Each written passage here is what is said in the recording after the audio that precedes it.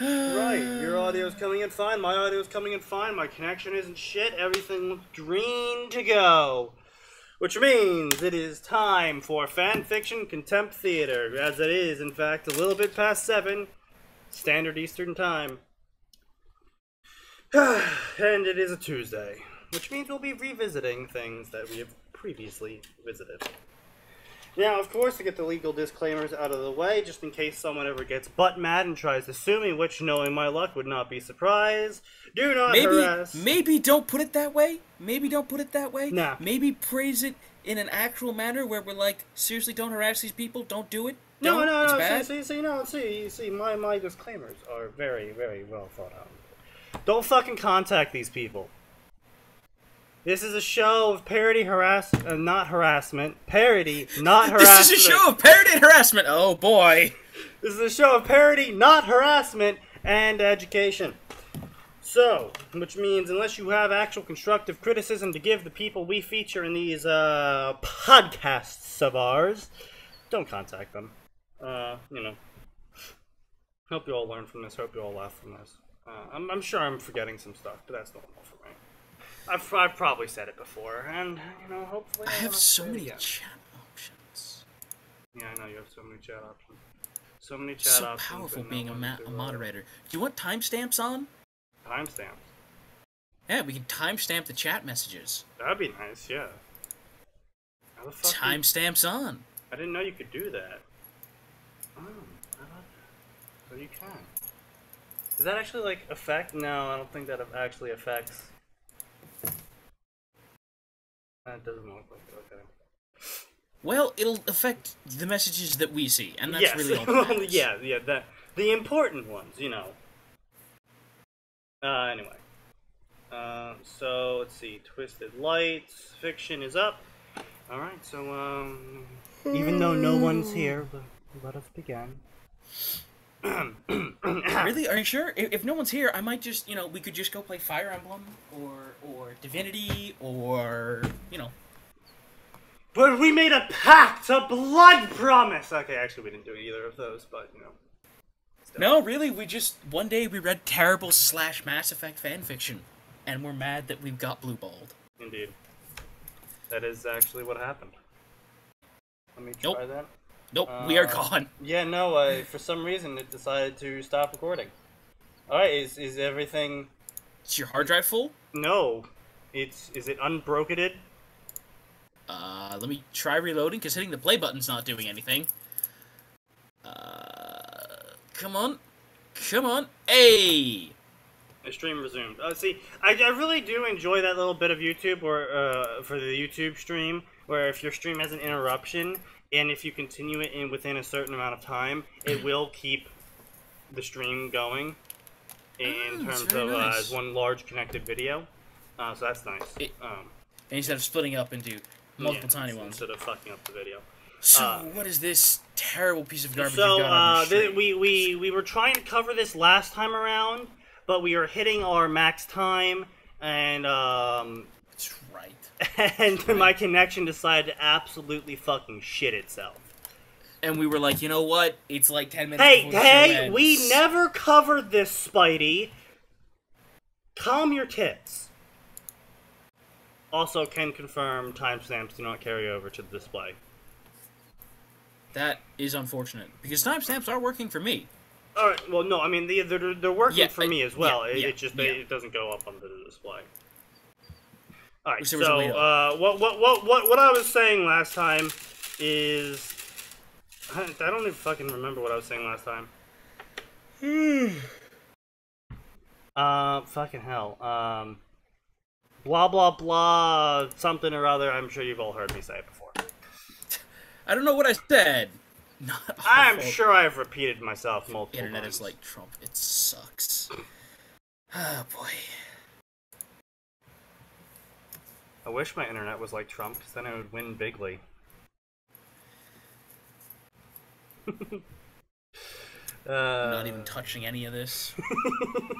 This is so far above my... I'm not even paid. That's my pay grade. I'm not paid, and that's how far above my pay grade this is. Yeah.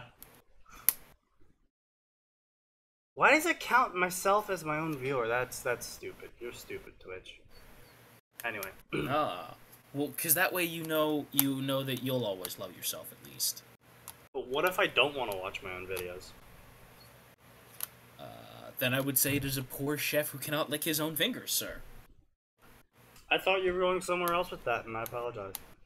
Where did you think I was going?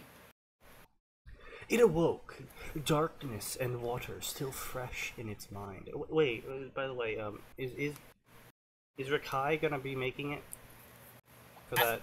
I don't know. He said he could make it, but fucking piece of shit. He's clearly not here, so... Yeah. What a garbage human. Indeed. It awoke, darkness and water still fresh in its mind. Was it still wet around? Did it not seem to be so? In fact, there seemed nothing to be all around. Panicking, the thing tried opening its eyes, but realized it did not have any. It tried to scream, but the same was with the mouth. All attempts to hear... I have no mouth and I must scream, you say. Not getting a response when trying to feel anything with the skin. No movement, no feelings of touch. It seemed all there was to be were the entity and the space that housed it, untouchable, unseen, silent, seemingly infinite. Afraid to be devoured by the abyss, the thing reached out with all its being to feel anything at all. And there it was, a feeling. It was just like a what? Like a heartbeat? What's heart? Too slow to be a heart. Too flowing. Not blood too. No pulse. What flow beside blood? Lymph? No, not liquid. Some sort of buzzing energy? This? But humans have none. Human? Am I human? What am I? Doesn't matter. I feel it. Tired. I need to rest. Deal with it later. Now, it is to be said that this, Twisted Light, the author of this fiction, is in fact Russian, and is pretty rough when it comes to English, at least when he started his story. I mean, that's fine. I wasn't particularly commenting on that. Like, minor grammar errors that, unless we're feeling particularly vindictive about a story, we'll generally gloss over those, other than to make a note of, And this is just to serve the point of, you know, especially if this is not your English is not your native language. When you're writing in another language and you're going to publish it, have someone look at it. You know, just have a native English speaker look over it and be like, hey, it's supposed to be written this way, not this way. Because there is stuff that gets lost in translation. There is, you know. Well, I was going to say, as many... As we've shown before when we reviewed Calvin Cat's stuff and whatnot. Yeah.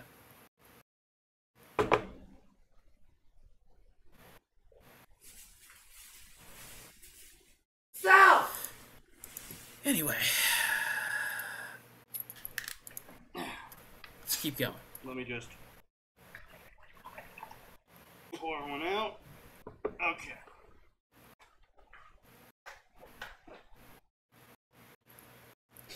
Let us continue. Indeed. And so it moved to slumber. The dreams it saw were a colorful mess, full of unrecognizable images and strange but familiar sounds. Bright shapes passing in a blur, turning ahead to him, making those sounds. Whoa, we've got a surprise guest! Oh? Fuck both of you. My Tuesdays are still free. Both of you go fuck yourselves. We're not used to you showing up, Max. That's all. We're pleasantly surprised that you're here. You're totally right. I never show up on Tuesdays. Ever. How silly of me. I'll go back to being a hermit.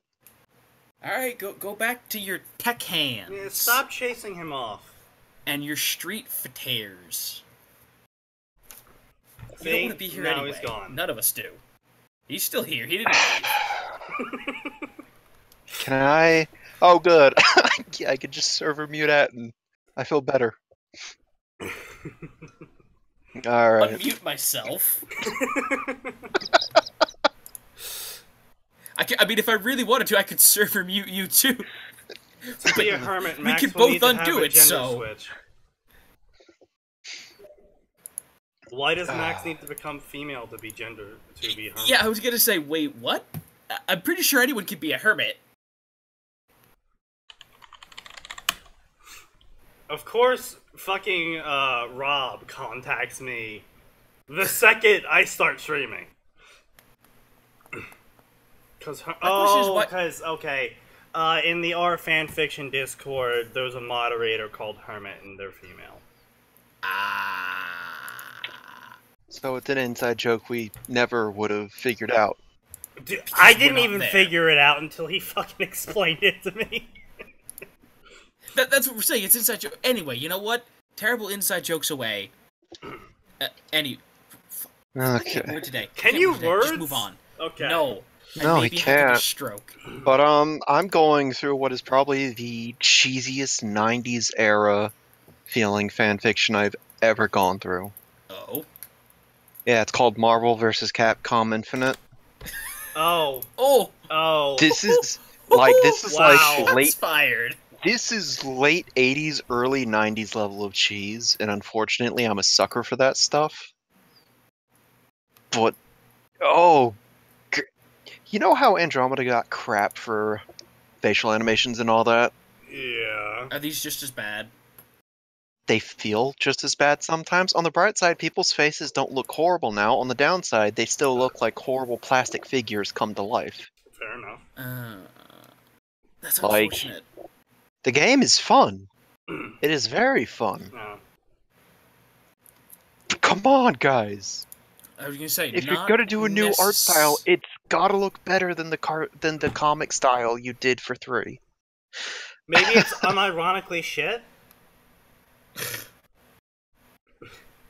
I mean, like, everyone's trying to be like, oh, hey, look at us, we got old graphics, or we're 8-bit graphics, look at us, we're so cool. And so now they're trying to unironically have worse graphics than the Superman on PS2. Let's not talk about that. I mean, no, it still looks fine. Honestly, it looks like a later generation PS3 game to me in terms of graphics. That's not too bad. But it could be, listen, it could have been so much worse. It could have been... Ninja Storm 1. That was special levels of bad. Speaking of Naruto, yeah. I was digging through my inventory because Divinity Original Sin 2 is like, oh hey, congrats, you got some cards. Yeah. And I'm looking and I'm like, Sneaky, you're keeping track of the deal. When did I get a spare copy of Full Burst? Oh, wait. Do I have a spare copy of Full Burst? I don't know. I don't know where I got it from. Does this mean I'm getting a free copy of Full Burst? This is a it does. I always love when Steam has this heart attack moment of like, I'm going to look at my inventory. Max Force's inventory is currently private. Steam, come on. It's not been that long of a day. Okay, okay, I so I have to go help look at my brother's car. His brake light came on, so I'll be back later, maybe? I don't know. We have to go investigate a brake light. Wow, everyone's car is braking today. I'm just going to send this gift to you, Atin, and maybe you can join me and Sneaky in our Naruto fanfiction nights where we just start doing random shit. Come on, transition your bloody thing. Fucking Christ. Alright, okay, since it's just Max here, catch you up, Max. We are covering Twisted Lights, who's from the R Fanfiction Discord, who asked me to publicly review his story because he is not a native English speaker. Where's link? It's a Naruto self-insert. I'm almost positive I had dropped it into the Discord chat, but I guess not. Let me just drop it on in there. Grazie. Alright, so, as I said, this is a Naruto self-insert. He is not a native English speaker. Okay. So that means that he gets it. Yeah, he gets some free passes. Yeah. He's gonna get he's gonna get, like, I'm willing to spot him, like, 50 grammar errors for this chapter. Yeah, but... I'm very lenient as with I said right non-native before speakers. you came I said right before you came in, Max, that when you're writing a story for a language that isn't your own, even when you're writing a story for a language that is your own, you should always send it to someone else who speaks that language as well, to, you know, make sure. And it's free. Yeah. Fanfiction.net has a beta system. You know, there's forums out there to do it. There's Discords out there. There's Reddits out there that will let you, you know, send your shit in and have people look at it. Yeah. So Grammarly exists. You know, there's a lot of free programs out there. There's a lot of paid programs out there. There's people. There's volunteers. There's no real reason not to have your stuff looked at by someone else. Unless you're just an asshole. I mean, yeah, I guess. In which case, get the fuck off my website. But it is, I also say this because it is part of the fanfiction.net posting rules etiquette. Because I say rules / etiquette because while it is etiquette, your story can get deleted for not following it. So it's a rule, you know. I've never heard of someone's story getting deleted for not following it, but you can report their story and they can get removed for not following it. It's so, you know, it's like, even if it's like a 0.1% chance they're gonna delete your story, you know, it doesn't take extra effort. You know? Yeah, I'll delay the story a little bit, but you'll learn something probably. But anyway. Like I said, this is a Naruto self-insert. Yeah, okay. And he's got a kind of a trippy first chapter introduction. Posting culture on fanfiction.net. Trash grammar is likely to get you more reviews than a good story. Yeah, more or less. Yeah. Apparently, posting a complete shit story gets you hundreds of reviews and favorites and follows, but putting over 9 hours of research per chapter minimum, you know, it only gets you. I was about to say you're really lowballing us there. Dude, yeah, we put so much fucking research time into our story. And it's still not right because we were working off of stuff we didn't know about from 3. On the bright side, roughly, I'd say like 60% of our theories were pretty much vindicated with Dark Souls 3. Like, I played through 3 just fucking loving how everything we hypothesized was like, oh yeah, this is basically true. No, not everything, just the stuff that we remember. Yeah. The 40% is the shit I don't remember. I'm sure we were wrong in some angles and someone's gonna eventually call us out. But hey, you know what? Fuck them. No, they won't. We don't update enough for that. Also, we are past 1 year of update time on that. We need to fix that. Yeah. So we should work on that this week. Let's see if we can't get a chapter out by Friday. Anyway.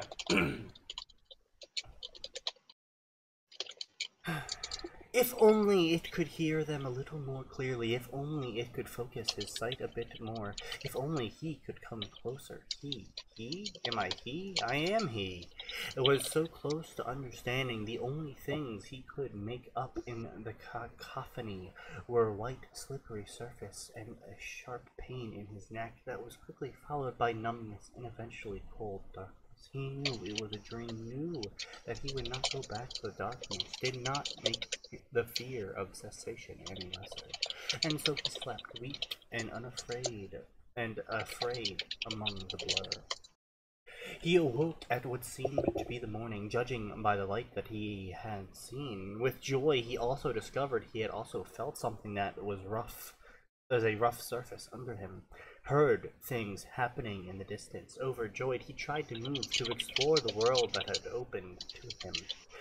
Problems arose when he first decided to change his position. Attempts to move around were met with resistance and eventually proved futile. Even moving the smallest finger on his hand proved to be an enormous task, like he was fighting for his life to reach out and touch something with this damn pinky finger, at least. He gave up on movement and decided to try to concentrate and instead to focus his eyes around. And to an unpleasant surprise, the eyes did not obey. They clearly worked poorly as they were, mostly showing white surface up above, sky, roof, ceiling, and shapes that sometimes came near to shove what seemed to feel like a rubbery thing dripping with something warm and tasty coming out of it. Coming out of bit. Out of And it I bit. think that might have been a spelling error. Yeah.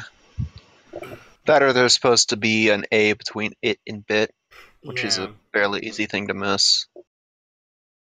It was a small moment of bliss in the unknown environment, having another thing to feel, not having to worry about what was going on. Minutes passed and he prepared for joy to end.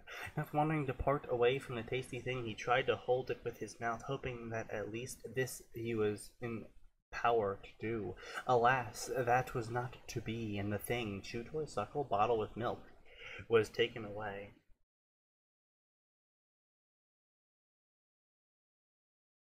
Yeah,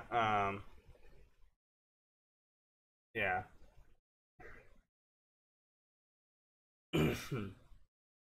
Twisted Light's got some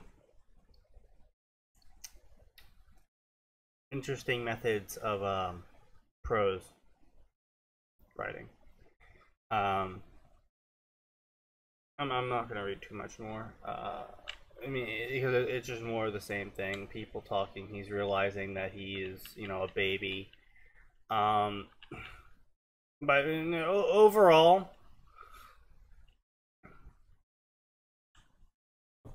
what would you say, Max? Um, I'm not gonna lie, I've never been a big fan of like over the top prose Yeah. because I kind of burned myself out on that just recently. So I'm giving this like, I don't know, maybe like a 5 out of 10, just Mm. perfectly average because I got tired of dealing with this kind of writing Yeah, no, for I now. get that. I think this is a similar problem that Kugel ended up having with his story, in sort of like not the opposite direction of like bad, but in like the opposite direction of it's sort of in the same direction, but at the same time not. Like Kugel's problem with his chapter that we read was that it was throwing a shit ton of stuff at us right at the start. And while good for world building and good for informing the reader of what the hell's going on, it's not so good as a hook when people are just trying to, you know, get their bearings on what's going on in the story. Yeah. Um, It's one thing to do it in an original fiction as well versus a fan fiction. Um, the you had the conversation before, expectations when going into a yeah, certain yeah. section. I think you can sometimes get away with more complex stuff when you're doing an original fiction, but at the same time, I feel like it's less. Like you have to start off simple when it comes to a uh, original fiction, and don't do like an in media res because that very rarely works for most people. Um, because you know you want people to get used to the world, you want to build upon it, you don't want to just fucking hit them with a semi truck of information. Um, I think Twisted Light's main problem right here, beyond the fact that it's a self-insert OC, I think the main problem here is that um, it's a very. This is my personal bias showing, of course. It's a very, how to say, um, trippy, I guess is the best way to say it. Yeah, yeah, exactly. It's I dislike stories that use this method of like, oh, you know, let's everything's trippy and you know it's all weird and I'm slowly realizing things. It works. I'm not saying it doesn't work. Don't get me wrong. Again, this is my personal bias here. I don't think many people can pull it off, especially if you're just learning how to, you know, proficiently write in the language. I would definitely not suggest you try to get overly complex in your wording. Uh, Yeah, it's just a bad idea. It's not just a bad idea. It's just making it harder on yourself, I would say. Yeah, which I don't know about most people, but I tend to consider that a bad idea. Well, no, that's what I'm saying. No, I just wanted to define why it's a bad idea, I guess. Uh, Yeah, but no, I think this sort of introduction could have worked. Not if he was a more proficient writer at English. I still think the way the introduction is currently set up, it would throw a lot of people off. Um, yeah, yeah. It's a combination of both. It's a very esoteric style combined with maybe not a mastery of the English language. And on top of that, it's also a fan fiction. If this was written as a sort of one-shot or a sort of original fiction, maybe it would work better. But like I said before, when it comes to fan fiction, there's expectations. You're expecting certain characters, you're expecting certain settings, you're expecting a certain style, etc., etc. And this isn't the Naruto style. This isn't, this doesn't meet any expectations when it comes to the fan fiction. It leaves you very confused to start off with. I would say more or less this story in of itself would be niche if it was an original fiction, but because it's a fan fiction, it's already even more in its own little corner than it would have been previously, if that makes any sense.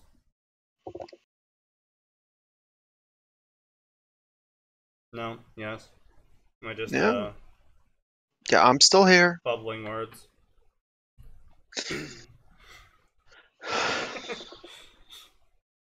But yeah, that's my review. I do agree with your 5 out of 10. It's not. It's not horrible. Yeah. But it's not good. Yeah, it's certainly not the level of garbage we normally see on here. It looks to have some thought put into it. Can I lower Max's volume a little bit? I mean, yeah, I guess. Okay then. Yeah, it's that Wow. better? That better? Apparently, you're loud. Yeah, I don't know. Yeah, I don't. Is this better, Zexus? Zexus. Just gonna call him Z. Yeah, Zach. No, good. How am I overly loud? How Does about he now? just want you to?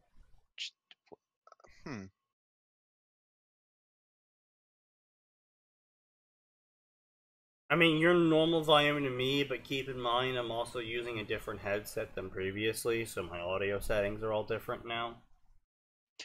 Ah. Yeah.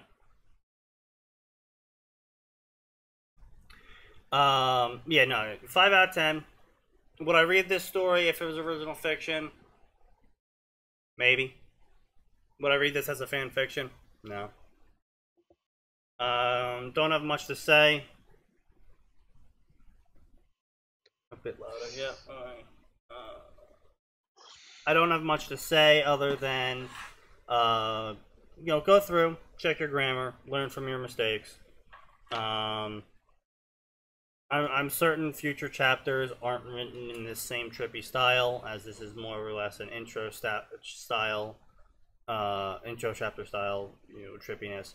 At least I hope the other chapters aren't written in the same, style. But as I've previously said and will always say, the hook's the most important part of the story. Summary should make you read the first sentence. The first sentence should make you read the paragraph. The first paragraph should make you read the first chapter. The first chapter should make you read the first book. And this summary...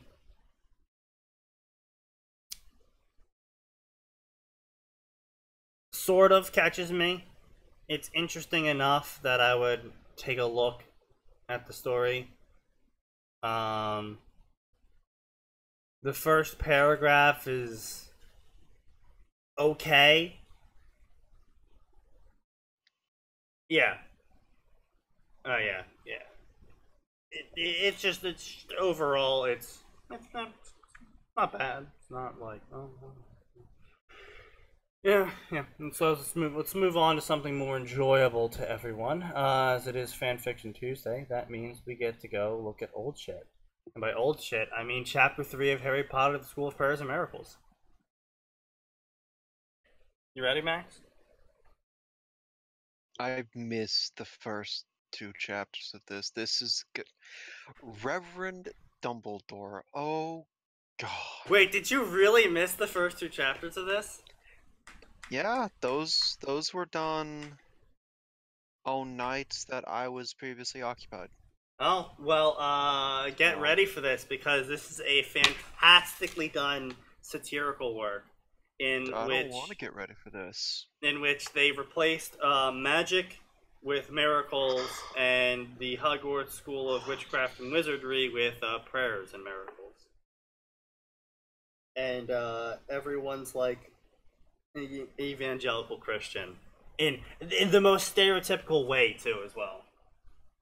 I mean, it makes it really great because the author satirizes both atheists and evangelical Christians, and the first 2 chapters were actually fairly humorous.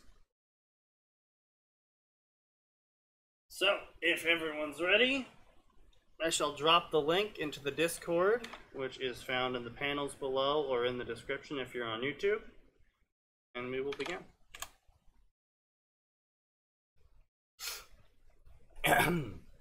Hello, friends. I have struggled a lot about whether or not to keep going with this story, but with a lot of praying, my husband and I have decided it is the right thing to do.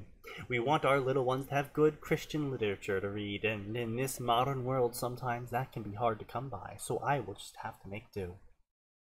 Pleased to meet you, Reverend Dumbledore, Harry replied enthusiastically, and got to his feet. This sure is a beautiful place you have here. The Reverend beamed. Why, thank you, little one. His voice had a distinctive southern twang to it that made Harry feel so safe and welcome. Why, thank you, little one.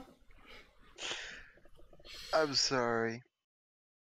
Would Dumbledore have ever ended up in the South? Does this still take place in Hogwarts? No, this takes place in the South. In the U.S.? Yes, in the U.S. Yep.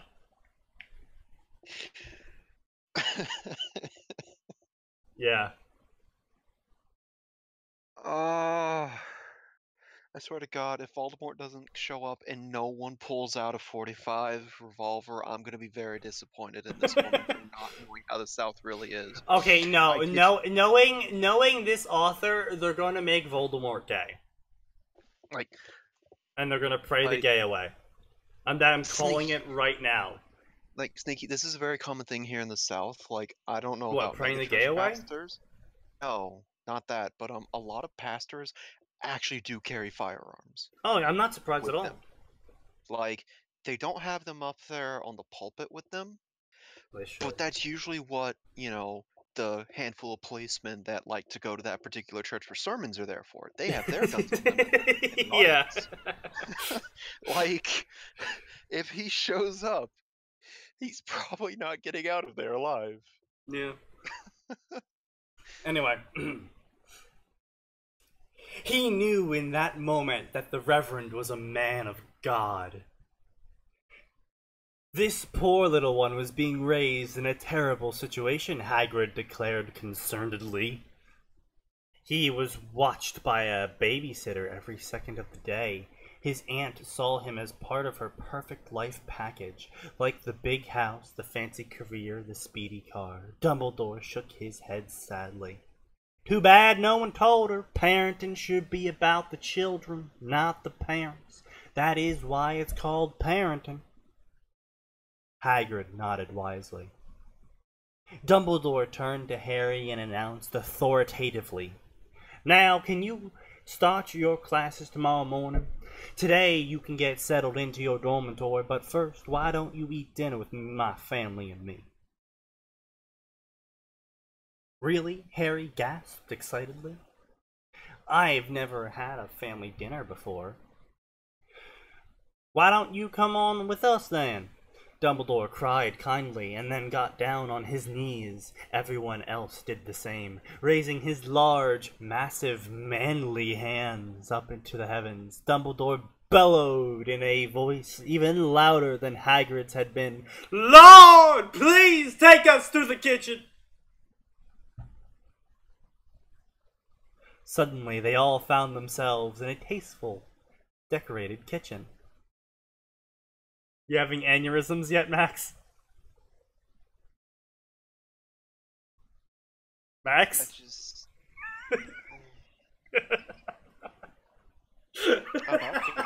I'm about to go back to my X-Men comics. Like,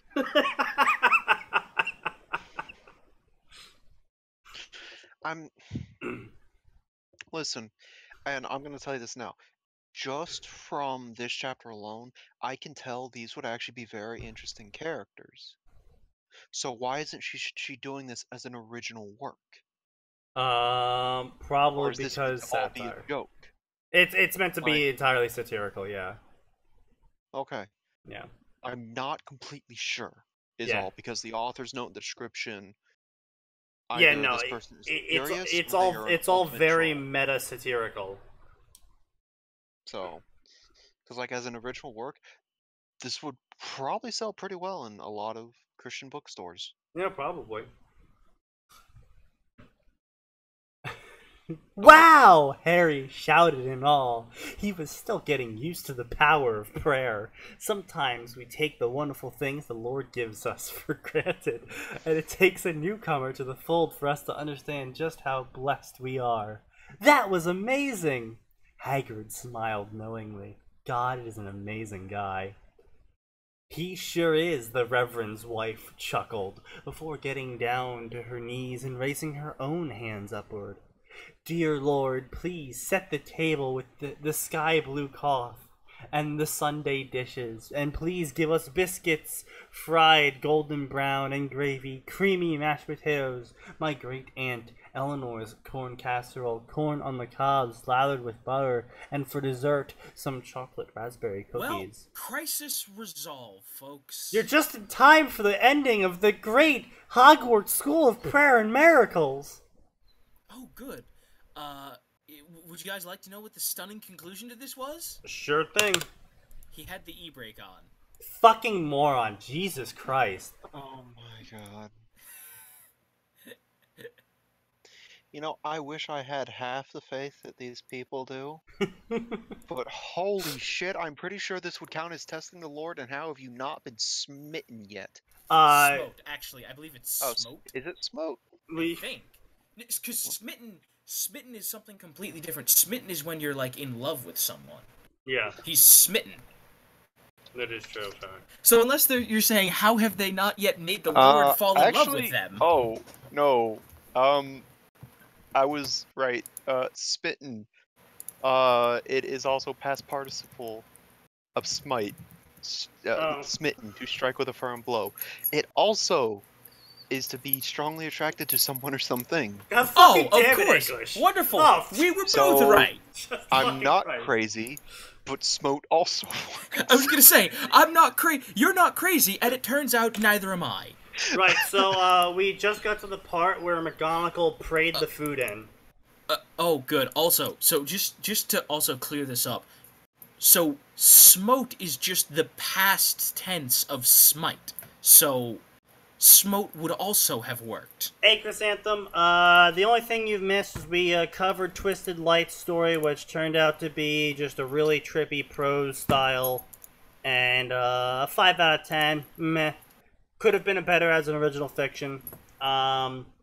This is Hogwarts Prayer and Miracles we're currently covering. We are about to be done with this one as well. And McGonagall just finished praying the food in. All of these things appeared on the table exactly as the Reverend's wife asked for them, masterfully prepared and deliciously smelling. Harry's mouth dropped open. Truly, this woman's power was the real Proverbs 31 wife.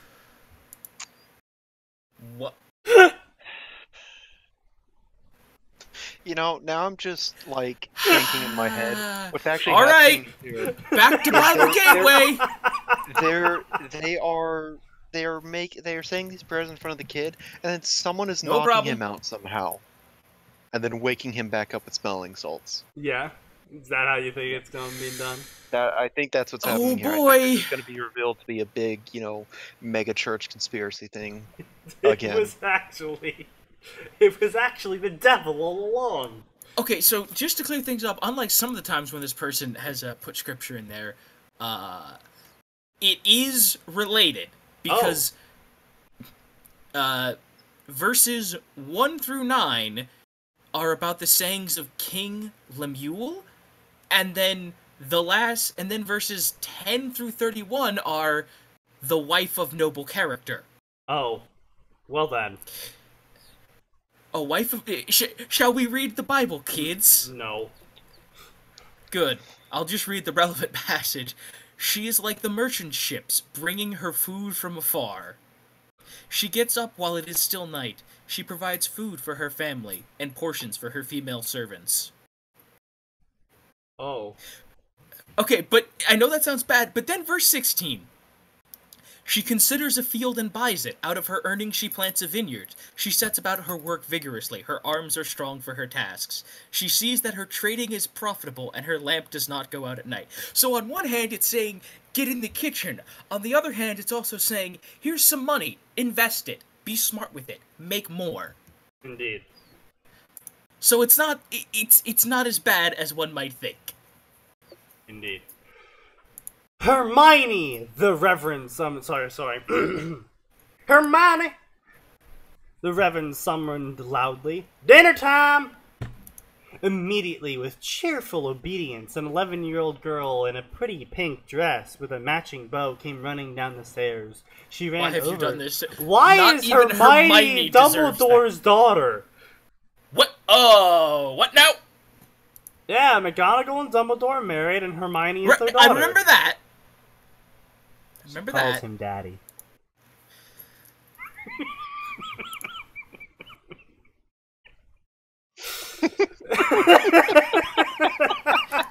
I like how we've established our universal "I'm done with you" is to just leave the chat.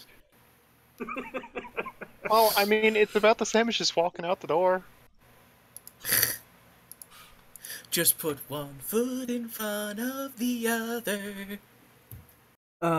She ran over to her father and gave him the winning smile that daughters have. Welcome home, Daddy, she smiled, and then turned to his wife. Can I help at all with the dinner, Mommy?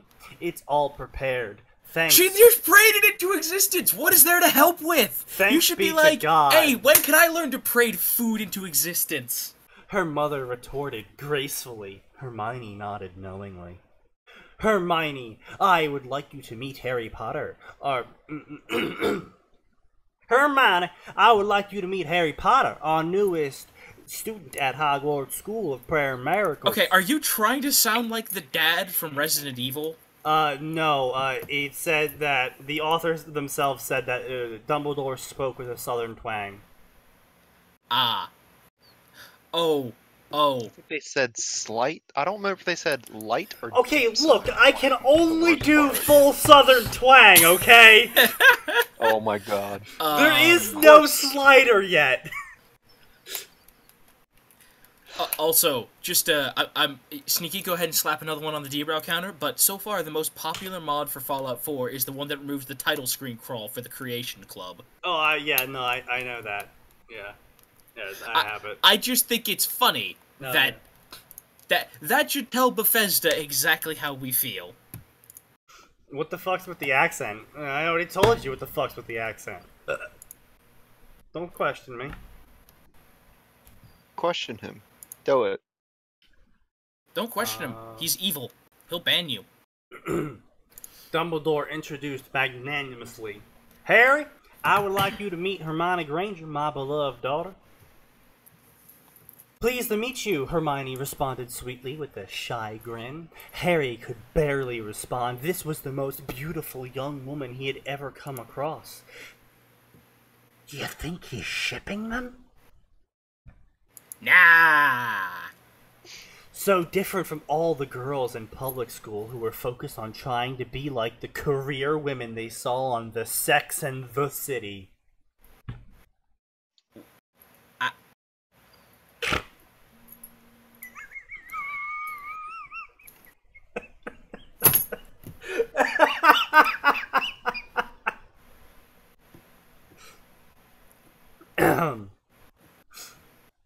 Alright. This little one was the picture of innocence and godliness.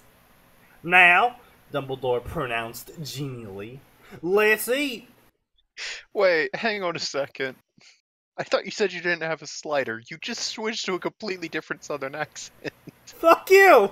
I don't have a slider, it's just, alright, southern, let's go. Oh my God.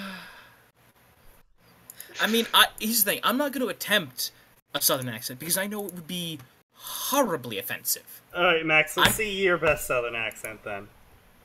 Oh God, You actually live in the South. Yeah. Yeah, but I spent so long suppressing the damn. I had to take speech classes because people couldn't understand me because I pronounced shit like a New Yorker, but I still had a southern twang to it when I was younger. How the hell does that work? My mom was a Yank from Ohio. Ah, that makes sense. Okay, well, whatever. Reach deep into your soul. Think of whiskey and guns and apple pie, and pull up that draw. Oh God, no, Atin, I can't do a southern accent on purpose now. It's just kind of my southern slips out. You guys have heard it occasionally slip. Sneaky's yeah. commented we on have. it. It We always have. confuses him too. Who, me? It's like, wait, where did Max go? But no, it just slips. I have no conscious control of it. Like, Alright. I was trying to think of a good joke off I'm wardrobe giving malfunctions. Sneaky I got shit nothing. for switching between two different southern accents. I'm just impressed he can do them at all. Like, I've lived in the South my entire life. I can't do it anymore. You want southern? I could. I would say I could bring one of my nephews on. Alright, so would get rather not ready, introduce him Atin. to you. Get ready. Jesus God, why?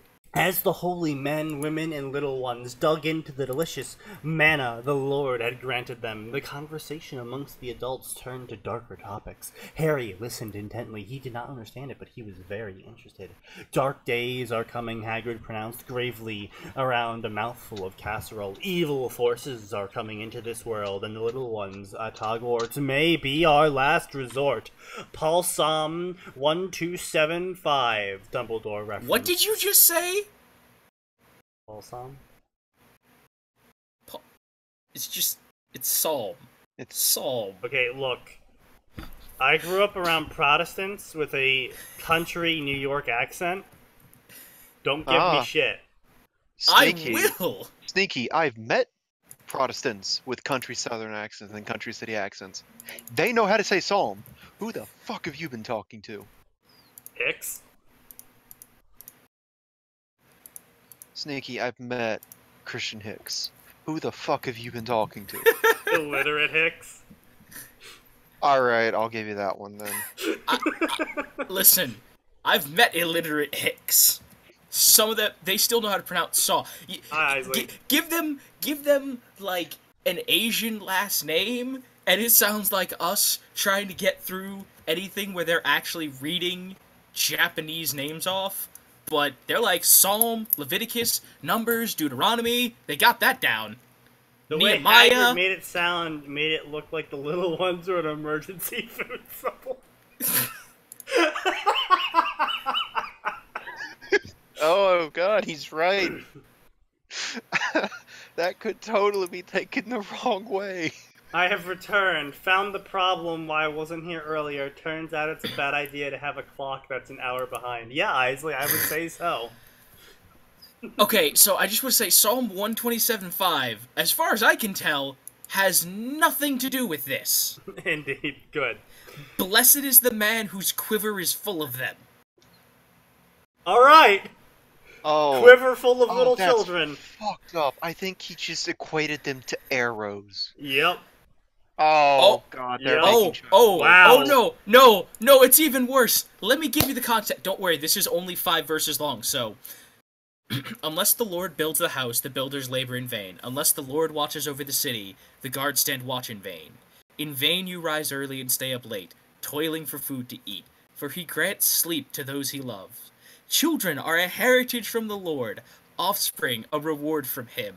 Like arrows in the hands of a warrior are children born in one's youth. Blessed is the man whose quiver is full of them. They will not be put to shame when they contend with their opponents in court. Well then. Psalms is such an odd book.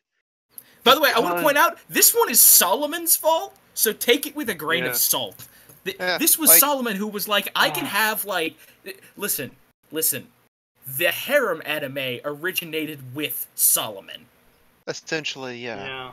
I've always hated the Book of Psalms, because it's been one of those things that's like, you know, every word in the book is the word of God, and it's like, yeah, but what about Psalms, which we know for a fact was written by a man? We don't, like, why don't we ever discuss that, people? I don't know. All I know is Solomon had a harem of, like, Max, was it 3? 4? It was a lot of women. It's more women than any sane man would want to take. Yeah, more than one is usually that number. Yes. You know what? Let's see if Google can help me.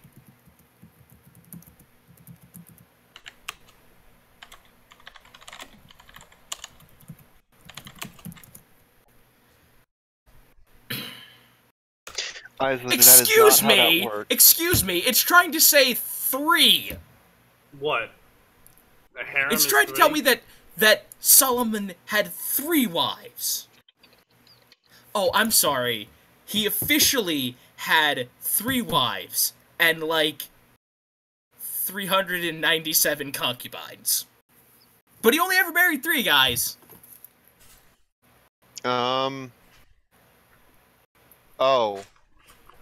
1 Kings 11:3 states that Solomon had 700 wives, princesses, and 300 concubines.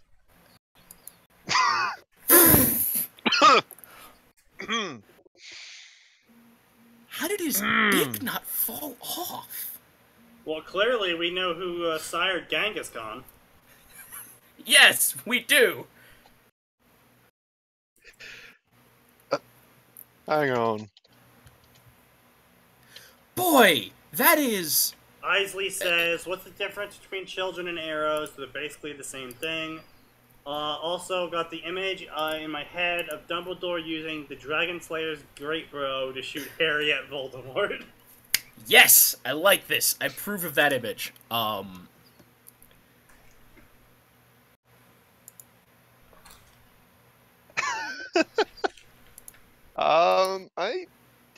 That's a great image, and I don't know why. I was gonna say, as far as Solomon goes, all I can picture is the image of Zap Brannigan. The body is willing, but the flesh is spongy and weak. Spongy? It was spongy. S-P-O-N-G-Y. Spongy? As far as I know, that's pronounced spongy. He misspelled spongy and got spungy. No, hold on. No, you spell... I'm pretty sure you gave us the misspelling for it. Unless this is an actual... No, you just completely mispronounced spongy. Yeah. Anyway. Alright, I'm crazy. Anyway. Zeke says, I want to say if God was consistent, then fanfiction.net servers would have been turned into salt long ago. This is a fair enough statement. You see, he reserves salt for real people. Like, by that same logic, Japan should have been wiped off the map literally centuries ago. No, but they're protected by the Shinto religion, don't you know? No, I no, don't they're know not. that- Remember? Christianity came in there and fucked it all up. Yeah, but that was with cannons, not godly smiting power. How do you know the cannons weren't sent by God? I mean, maybe they did bonus holy damage? Well, obviously they did bonus holy damage. That's part of the Christian subclass. We add holy damage to our weapons by default. If we bless nukes, does that mean they do bonus holy fire? Of course. The radiation will still kill you, but it will purify you of your sins. It's purifying flames. I hate you both so much.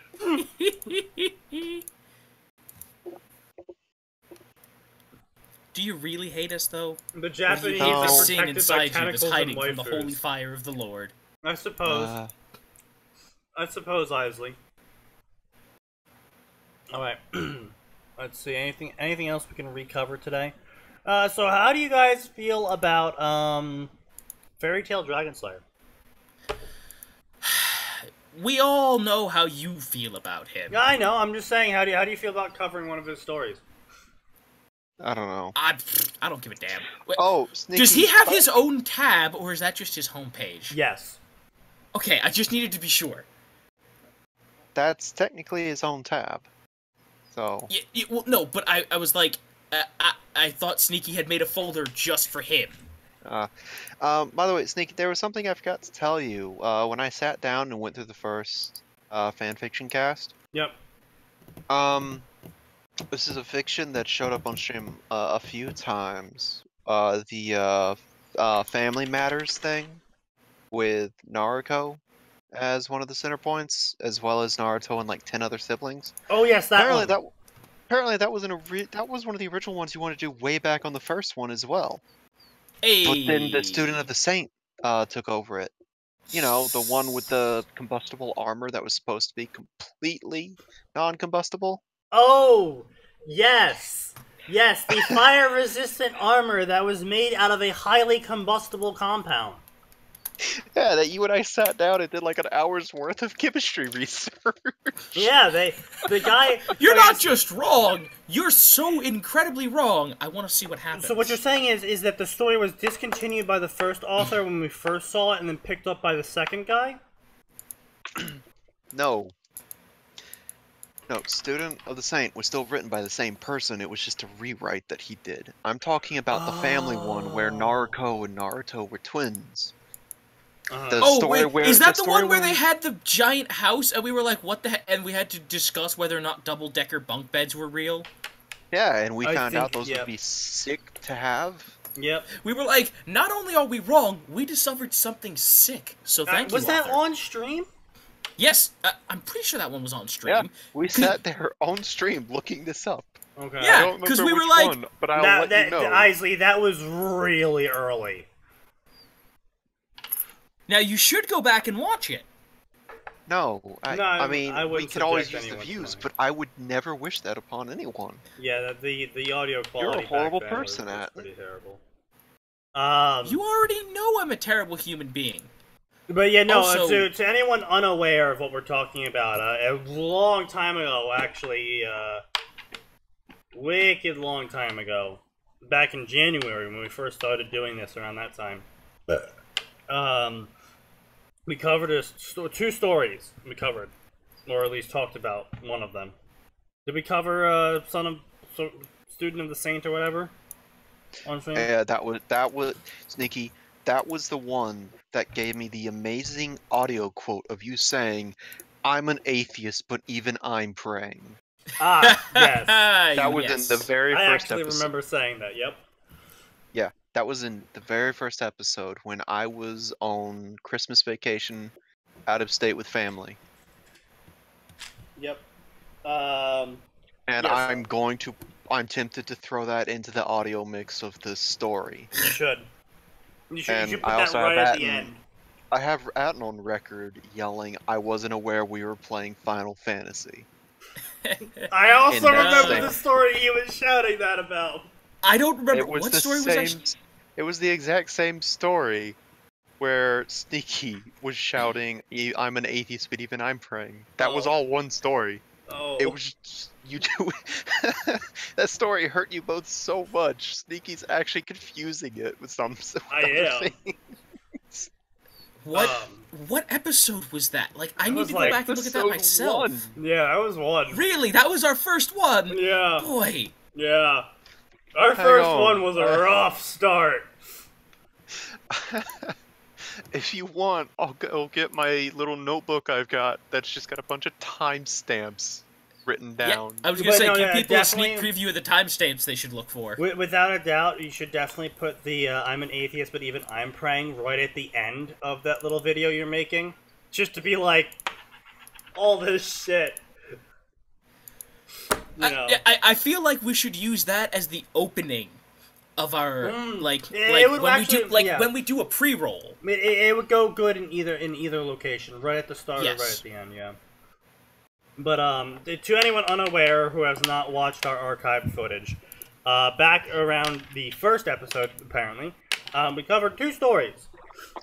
One in which that was meticulously detailing a room that was never talked about or used again in the whole story. Also, way too much. It's like it's a room. Also, we calculated the size of the room to be something like twice the size of my apartment. Yeah. And it was a We bedroom. were like, how much room do you need? And then there was the other story in which this guy picked really, like, cool-sounding names to make his armor and weapons out of, and then we looked up those actual compounds, and it turns out they're, like, completely useless for what he wanted to do with them, and not only that, they're also explosively flammable. This was, by the way, this didn't happen on stream, Sneaky. This was when I first found the story before its rewrite. Okay. Which means the exploding armor no longer exists. That is unfortunate. By the way, just to let you know, I did not finish episode 1. I still have 30 minutes left to listen through. Oh boy. But I'm gonna sit here and count out how many timestamps I made. Oh no. Oh boy. But anyway, while Max is doing that, let us dive into the Naruto enthusiasm killer known as Fairy Tail Dragon Slayer. Alright, let's see. We don't want to kill ourselves, so we're going to ignore the Ruby one. 50 timestamps. Oh boy. That's... Out of a 120-minute episode. I have a timestamp for roughly every 2 minutes, on average. Is that because you think it's funny, or because you think it's soul-crushing? I just grabbed whatever I thought I could mash into a story, or use for the quality evolution video. Gotcha. I was grabbing anything and everything of interest.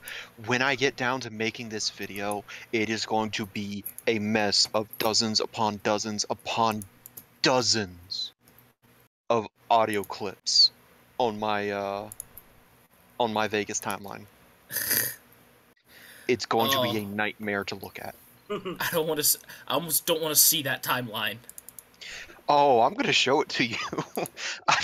I might make a video of like, alright guys, I'm gonna just scroll through this timeline vertically and horizontally. Feel my pain. Oh, side note, we should record another episode of Anime Contempt Theater. I feel like we should keep going with Yu-Gi-Oh! Zero. That show's great for going, what the hell is going on? Oh yeah, no, I think we agreed we would go up to episode 3. Yes. Holy shit. Okay, so apparently, episode 3 is the furthest I can go. Currently, Fairy Tail Dragon Slayer is really wanking it to Ruby and Naruto right now. Because, like, all of his most recently updated stories are all just Ruby and Naruto.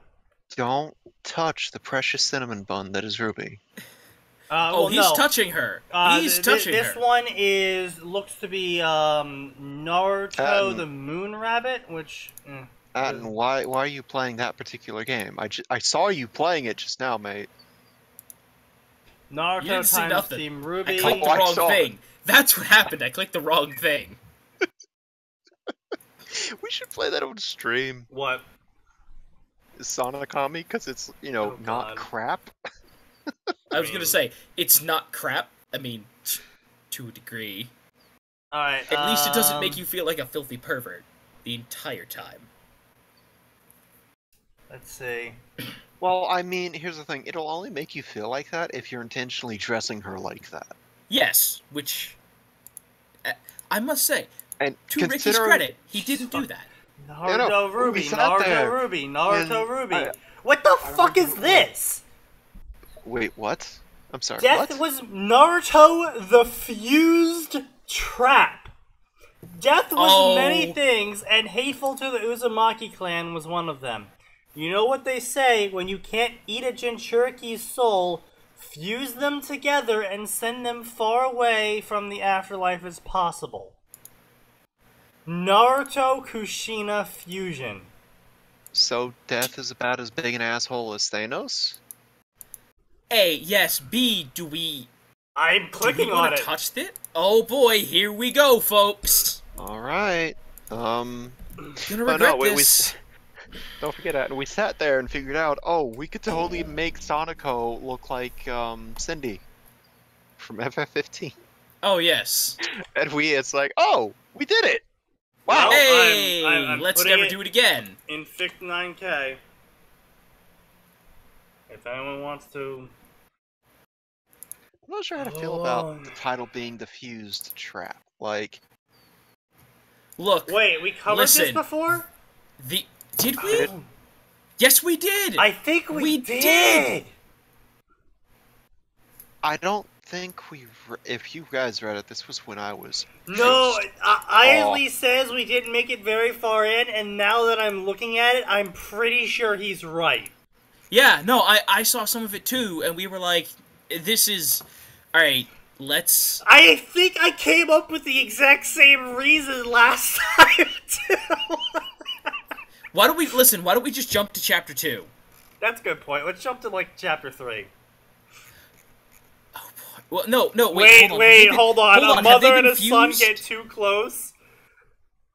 I think we do have to read chapter 2. Yeah, I was gonna say, we need to find the chapter where they get... whatevered. What do you mean? Fused?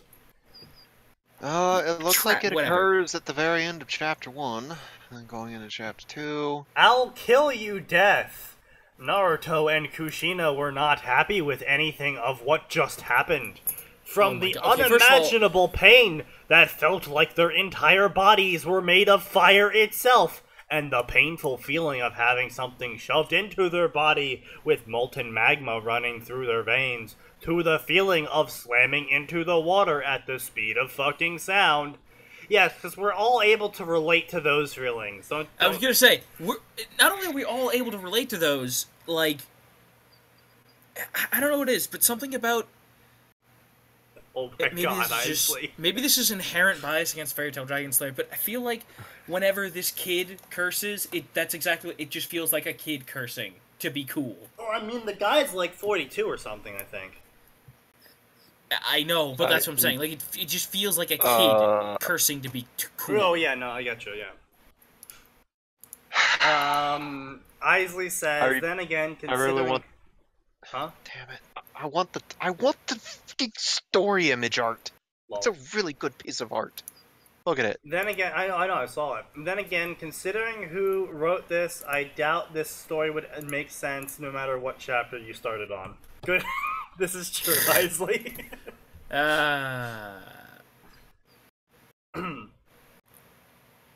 Kushina hadn't even asked to be returned back to life. That is, what is wrong with my voice? Naruto asked when he noticed that his deep voice had drastically... Yeah, because Naruto is such a fucking deep I was gonna say, hold on a minute! Naruto has... Like, I'm pretty sure in no iteration has Naruto ever had a deep voice. No. I watched English subs, he did not have a deep voice. Well, no, I've watched subs, I've watched dubs. No. Drastically changed to damn near match his mom's voice, but a slightly deeper version of his mother's voice. Kushina blinked in surprise when she felt her mouth moving and words come out even though she hadn't said a word, and that her voice had changed. Why did I just say that? Kushina asked as she touched her throat. Naruto blinked in shock when he felt a hand on his throat, and that his hand was moving all on its own without him having to do anything. Naruto moved his hand away from his throat, and Kushina was surprised when her hand moved from her throat without her doing anything. Naruto rubbed his pained ass. He had landed it on his butt, the water. He had laned, actually. Yeah, you're right. It is laned. Also, I do think I've read this before. Like, even chapter 2. Yeah. No, I think what happened was I read chapter 1. We were like, well, that got us fucking nowhere, so let's read chapter 2. And then we got into chapter 2, and we're like, no, we have to fucking stop, because this is just painful. Can't tell if the monotone makes it better or worse. I say we find a different story to kill ourselves on. Just, like... I'm sorry. What? What? Naruto the Cat's Bay. The admins might have removed my story, but I'm putting it back up. Oh, we need to read this now. The admins Let's have taken down my story for breaking rules that it did not break. Well, guess what? I'm putting it back up. Okay, so first of all, this is just something I want to say. How does this have 560 reviews? Just Sneaky, Great come on. opening, really engaging. Pretty Come good. on, Sneaky. What? Sneaky, link it. Oh, I know, I will. Copy. Okay, I'm starting to notice a bit of a thing here. Starting to think a lot of his followers aren't native English speakers. This is impossible. If you aren't making harem going by title, he's gonna be paired up with the cats. I hope it's Koneko. What? Go Naruto, what? Continue this story. Why are you guys getting mad at Nosehair in the other chat? Because he said he would be here, because we planned on having a Darkest Dungeon story to be different and break things up, and we were like, oh, we'll get him, because he's played like 1,000 hours of Darkest Dungeon. Yep. How much do you want to bet the story was removed for smut? You know, see, this is why I don't understand. Fucking Fairy Tail Dragon Slayer gets his story removed for smut, but I can't even get fucking child rape bestiality porn taken down. And we tried. Like, I tried, but this guy gets his shit taken down, like his stuff is just garbage. It's all consensual and possibly graphic. It's still garbage, though. But, like, that gets taken down, but the child rape bestiality porn doesn't? Like, come on. There's something wrong with the summary and the comment. I'm not quite sure what you mean by that.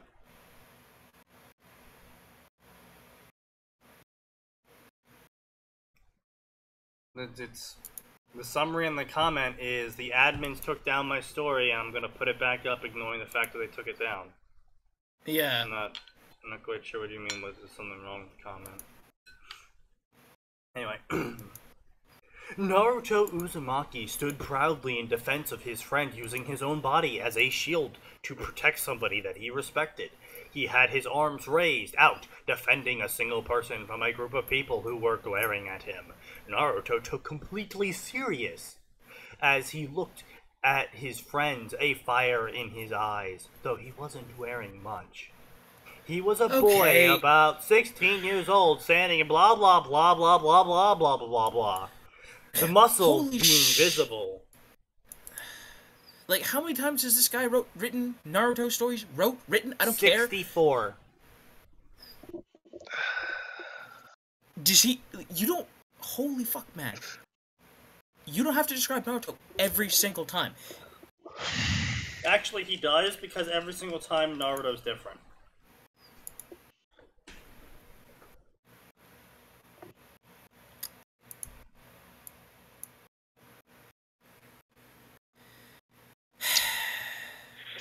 This is I just also something I recognize hate about. this scene, by the way.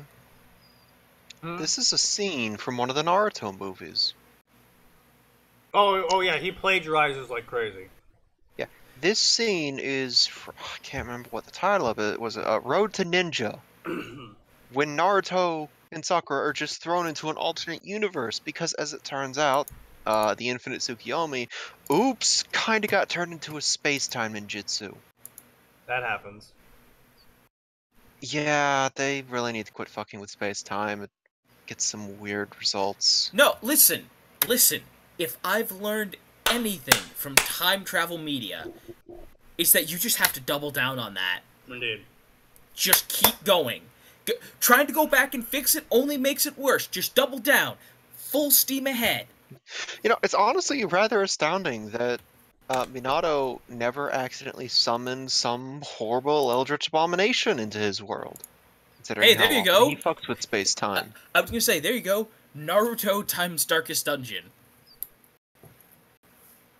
Indeed. I'm sure that will make Ricky happy. That muscle being visible, thanks to the fact that the other than a single towel wrapped around his waist, he was naked. Nearly all of his peach skin was on display.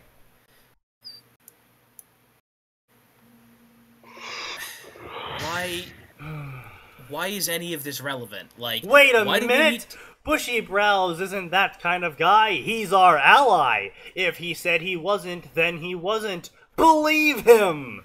Naruto shouted out loudly, ashamed of his friends standing in front of him.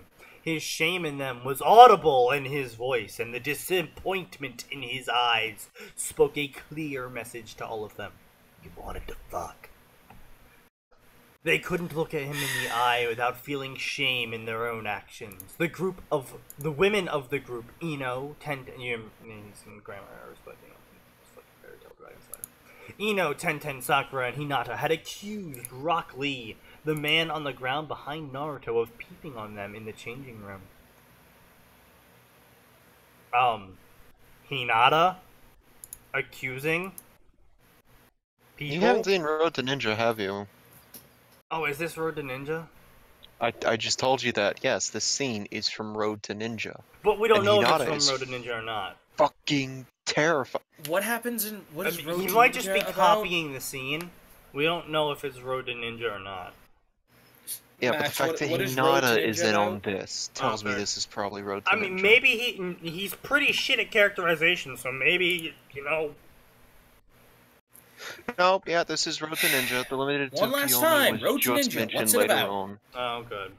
Can anybody hear me? Am Yeah, I we can talking hear to you. a brick wall? How many times no. do I have to explain the fucking basic plot? Naruto and I Sakura get understand thrown into an alternate world. Yeah, okay. I know they get thrown into an alternate world. What's alternate about it? Everything. Just everyone's- Everything. Okay. Literally everything. It is literally a parallel. Yeah, it Naruto's is a evil, mirror world. Obito's not dead, but he's a good guy or whatever. Hinata's a dominatrix, Sasuke's a playboy. Start as a peace force, and they remain a peace force. Gotcha. Okay. Shit like that, like Kiba loves cats, but Akamaru hates his guts because he doesn't like dogs. Which, fuck Kiba for that, by the way. Yeah. Get piece of shit.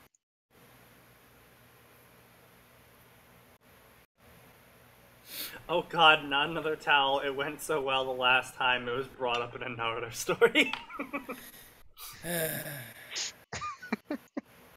In his fright, Lee had run from the women. The men, Kiba, Neji, Shino, Shikamaru, and Choji, had believed that Lee had peeped when he ran away from the girls as well. Only Naruto believed that Lee was innocent, having looked into his eyes and seen that he had genuinely not done anything wrong. Right, so I never actually saw Road to Ninja, I just know a decent amount about it and what happened in it. Never saw it.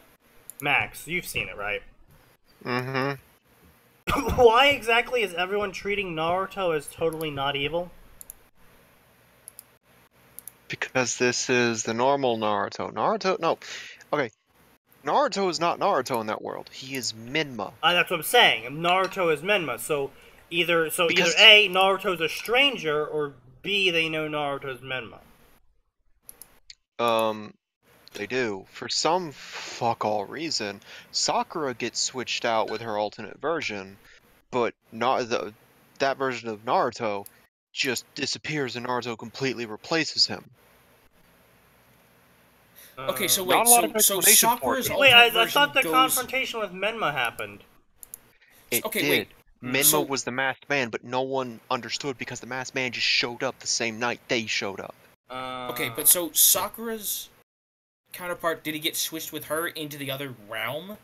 Yeah, no, there was a 2 or 3 episode arc where that version of Sakura was in their world, and we got some odd character development for her Interesting. because in her world her parents were dead. Oh. Yeah, but Sakura's parents are still alive and well because, you know, they weren't war heroes. And so I'm Right, sure there was Sakura's the Jinchuriki in that world, right? No, it's still Naruto. Okay. It's still Menma because, you know, Uzumaki Right. bloodline. Yeah, the giant ass chakra reserves. Why would you stick it in anything but an Uzumaki at I don't that know. point? So you can punt Like- it and watch it explode? Sakura's father in the alternate world. It's always hinted that he was a badass in both worlds. In this world, he did something different that got him the Hokage seat. But Minato is still a sealing genius. Okay, so Minato still died to seal. It's one of those weird parallel worlds where it's like, for the most part, the parents are still there, but there have been a handful of butterfly effects that change certain things. So Minato still a badass, but he didn't gain the name of the Yellow Flash during the war. Sakura's father, still a badass, he got recognition enough to become the next Hokage, and died. Huh. So it's really weird seeing them put so much character development into a one-off version of Sakura. Yeah, too bad they didn't put it into the actual fucking story. Let's see, blah blah blah. Okay, so so what you're saying is this is a whole basically a rehash of Road to Ninja. Yep. Alright. So This make is your hearts literally just bigger, Road looking Ninja. at Lee, truly believed in Lee. There was a bra stuck to the towel. Sakura was not pleased. Shino pointed out that there was underwear on his waist. Sakura got mad. You underwear thief. Naruto exclaimed in shock. Looked at his own waist. His face was blank. Bra size. Lost all credibility, Naruto. Too late. Sakura punched him. He went flying. He's out of sight. When he turned on the Byakugan, blah blah blah. Naruto and Neji could no longer see him, blah blah blah. Another location. Limited Tsukiyomi's nearly complete. Space-time, dream, and reality. Captured the Nine Tails. Spoke to nothing. A large cloak. I'm guessing this is all still a rehash. I don't know. I'm asking Max. I'm sorry, you're gonna have to repeat it. I'm looking at the stupidity later in the chapter. What was the question?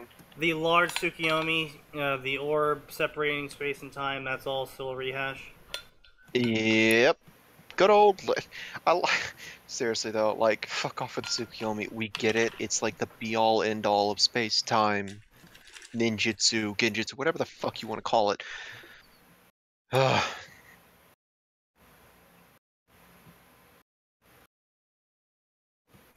Fucking eye plant. Alright, so blah blah blah, orange mask. He already created different worlds in the sphere, pocket dimensions, where he could send his target.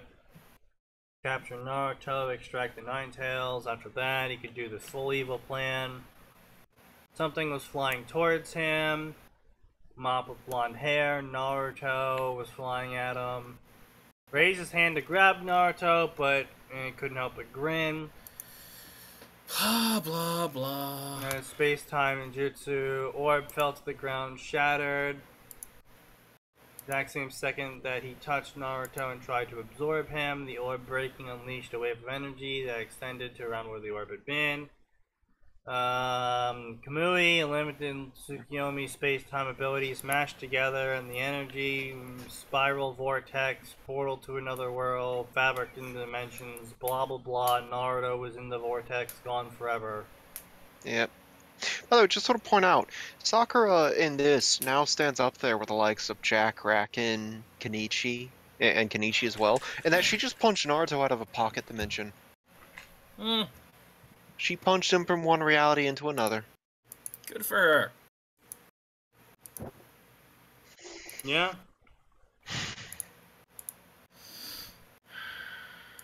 Have I all bored you yet with my monotone voice repeating all this fairy tale dragon crap?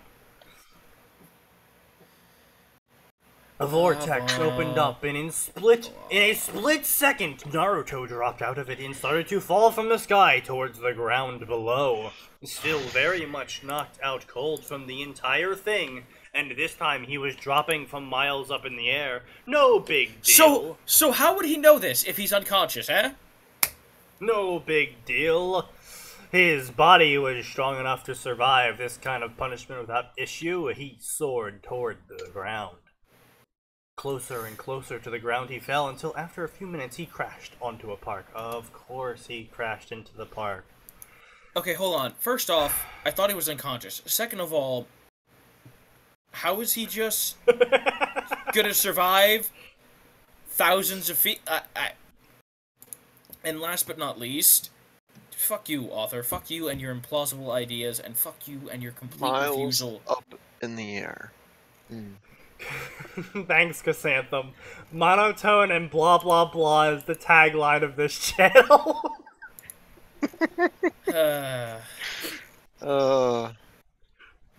Max, you gotta get good at editing. You've seen Markiplier's animated videos before? Yeah. Where they do the floaty text, and it like ricochets off the screen and shit. You gotta get ready for the blah blah blah. Every time I say that, just shoot a blah in a direction. Would you like me to see if I can make you a cannon or something that you can just overlay? Yes, that would be great. Well, hold on, if we're doing it at this point, clearly he should be looking more at Womble. Yes, Womble style, yes, indeed. Oh, fuck you. What? What? What's wrong with Womble? Fuck you. What happened? I had to take a call, so I missed 5 minutes. You didn't miss anything good in those good 5 minutes. You're actually better off having missed those 5 minutes. So far, it was been a rehash of Naruto Road to Ninja, except the author didn't say that it was a rehash of Naruto Road to Ninja. And, you had to guess. And, now also, he's been punched by Sakura into another dimension, which is the high school D times D dimension, in which he's gonna go fuck a cat girl.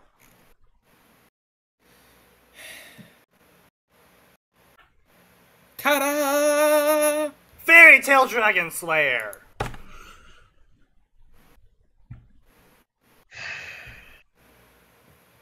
What? What's that sigh of death, Max? That was a kill me sigh if I've ever heard one.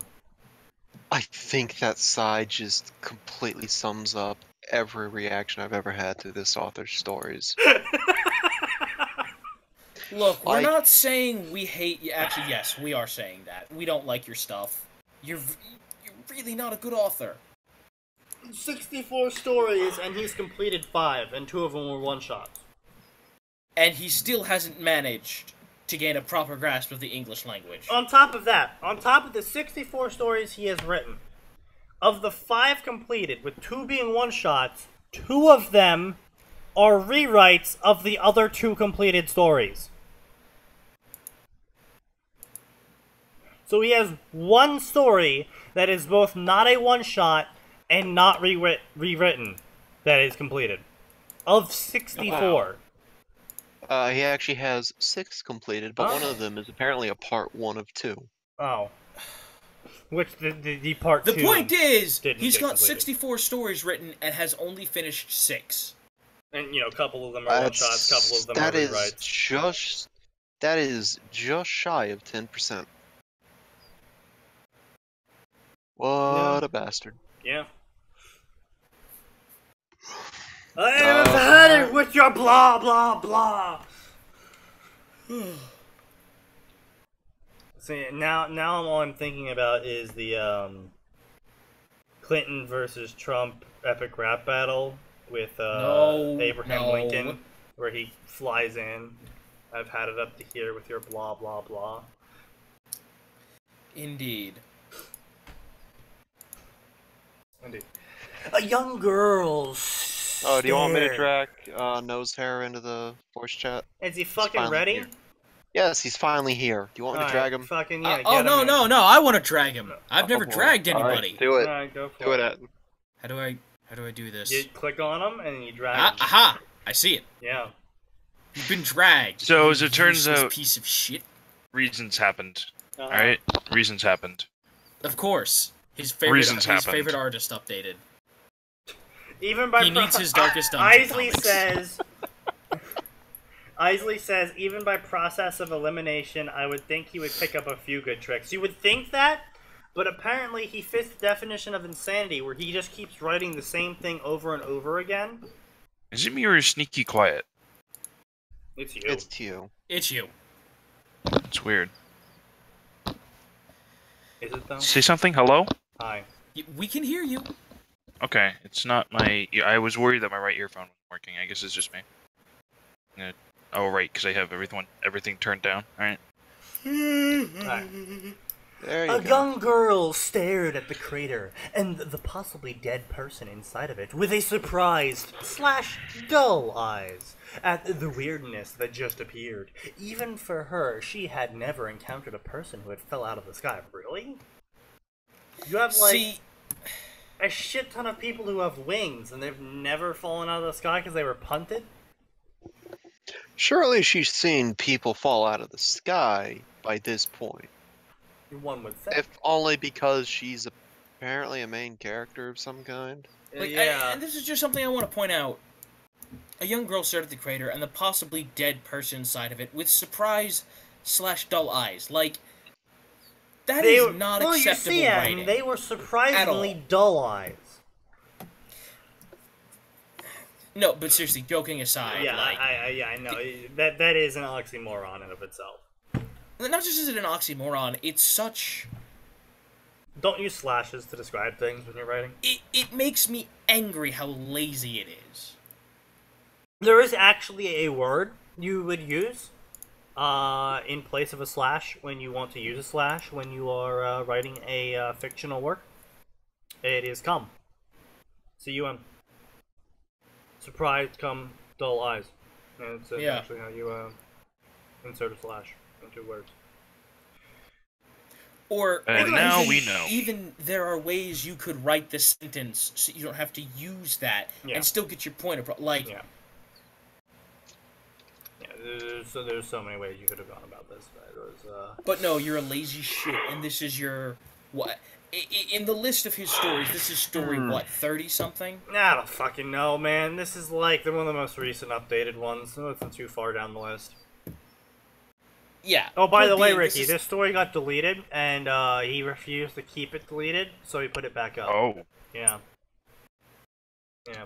Because I'm assuming I missed the Darkest Dungeon story. Deleted it unfairly. Yeah, see, Isley, that was the joke, is that I said surprisingly dull. Unfortunately, they aren't surprisingly dull.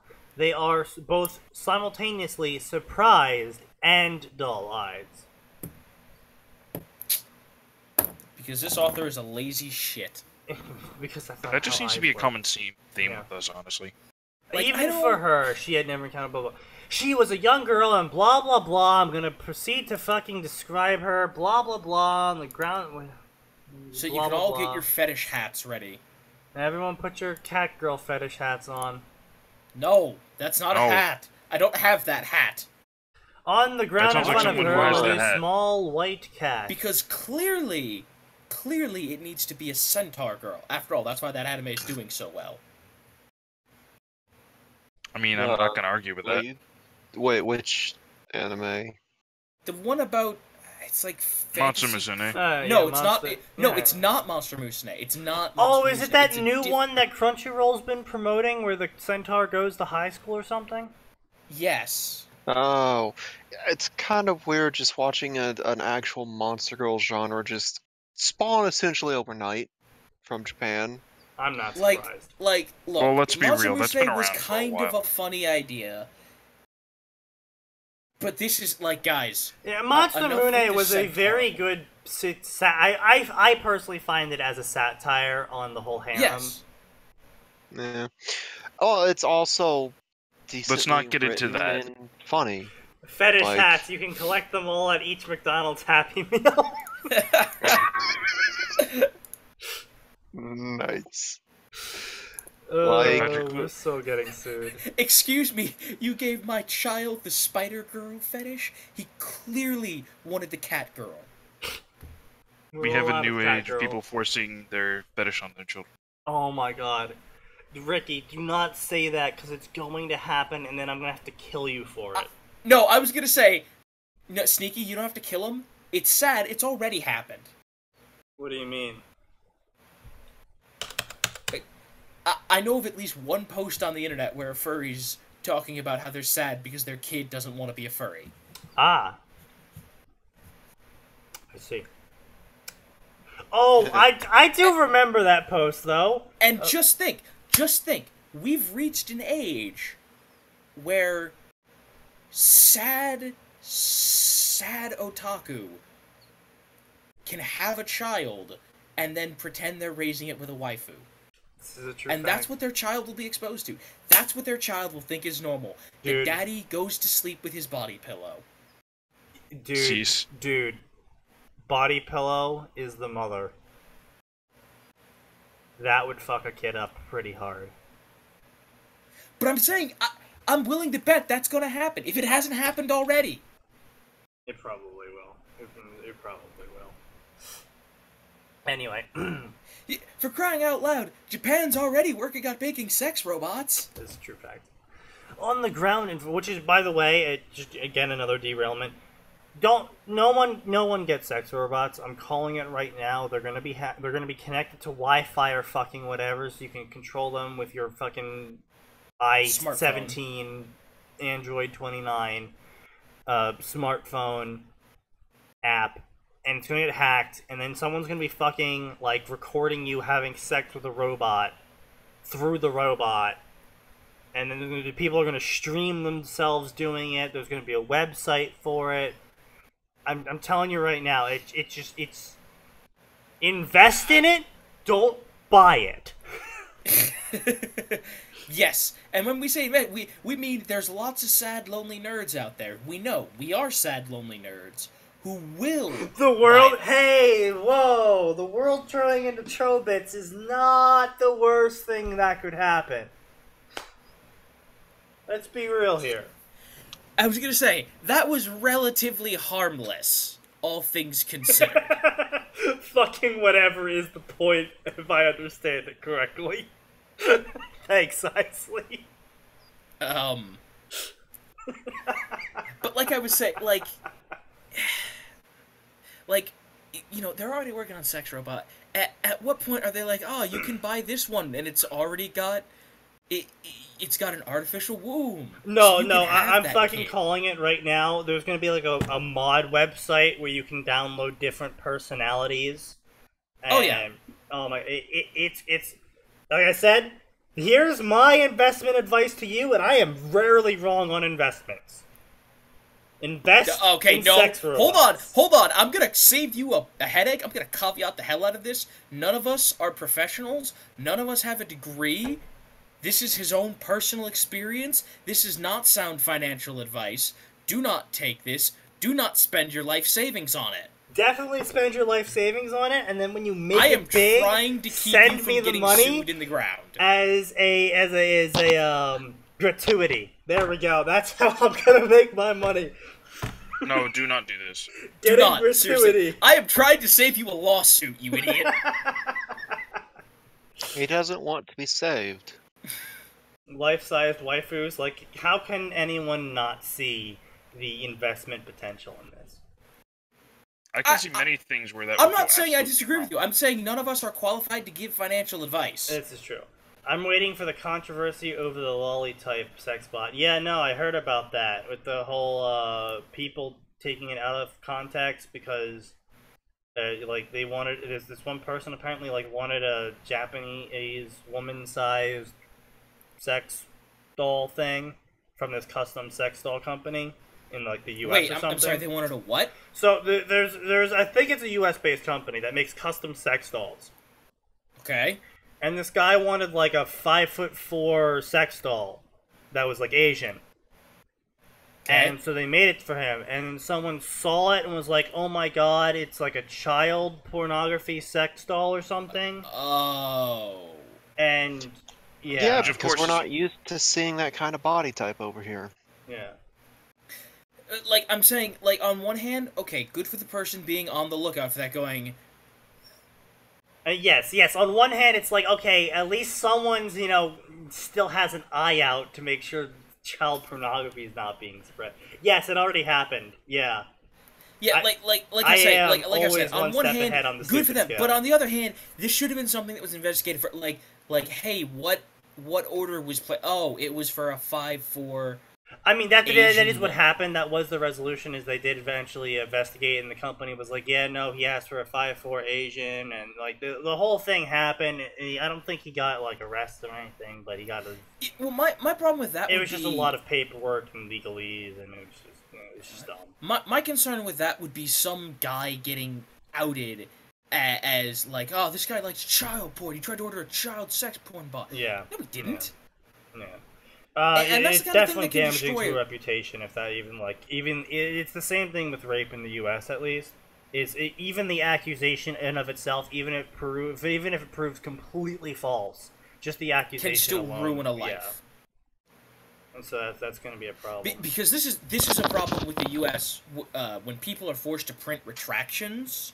And the retractions more often than not do not get the same attention the original article. Well, and not only do the retractions not get the same attention. First of all, there's nothing stating where and how big you have to print. Because quick lesson on the U.S. court, a defense against things like a defense against libel and slander is I thought it was true, and basically what the court will do there is okay, then you have to tell us who told you this. Yeah. And why you had reason to believe them, and then you'll be off the hook, and we'll bring that guy in. Yeah. And they keep going on down the line until basically someone can't turn up any more names, and that guy gets... It's basically so the moral of the shittiest story, game of hot potato. The moral of the story is Ricky has to watch out when he orders his one-armed gang lolly sex bot to... I'm not even gonna respond to that. Anyway, it's just become fucking.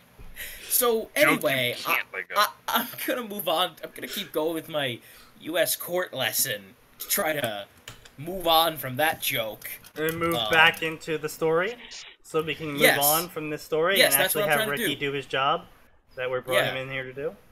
Yeah, let's do that. Yeah. Oh All boy, right, so let's you ready? start the darkest dungeon pain. Not even close, Ricky. We're still castrating ourselves with this story. Why you gotta say it like that? On the ground in front of her was a small white cat.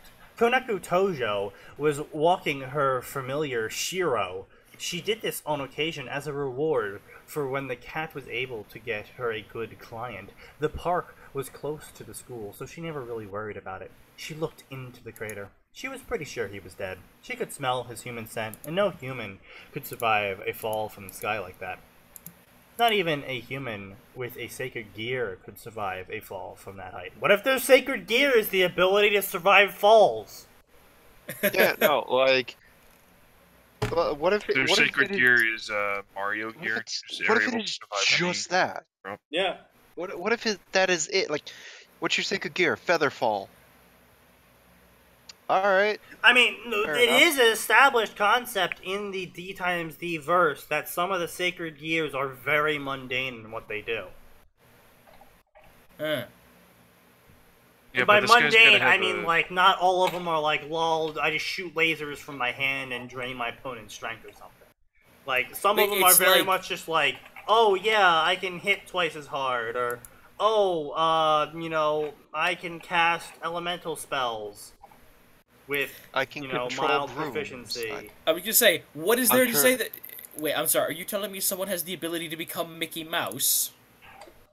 Not I mean, that we know of, Not but that we it's know of. theoretically It, possible. it was a Theoretically. joke about controlling brooms. Yeah, oh, and it right, sucked. Fantasia. Fuck you. Fantasia's amazing. Sorry, the age Anyway. group you're applying to Fantasia has moved is on. great.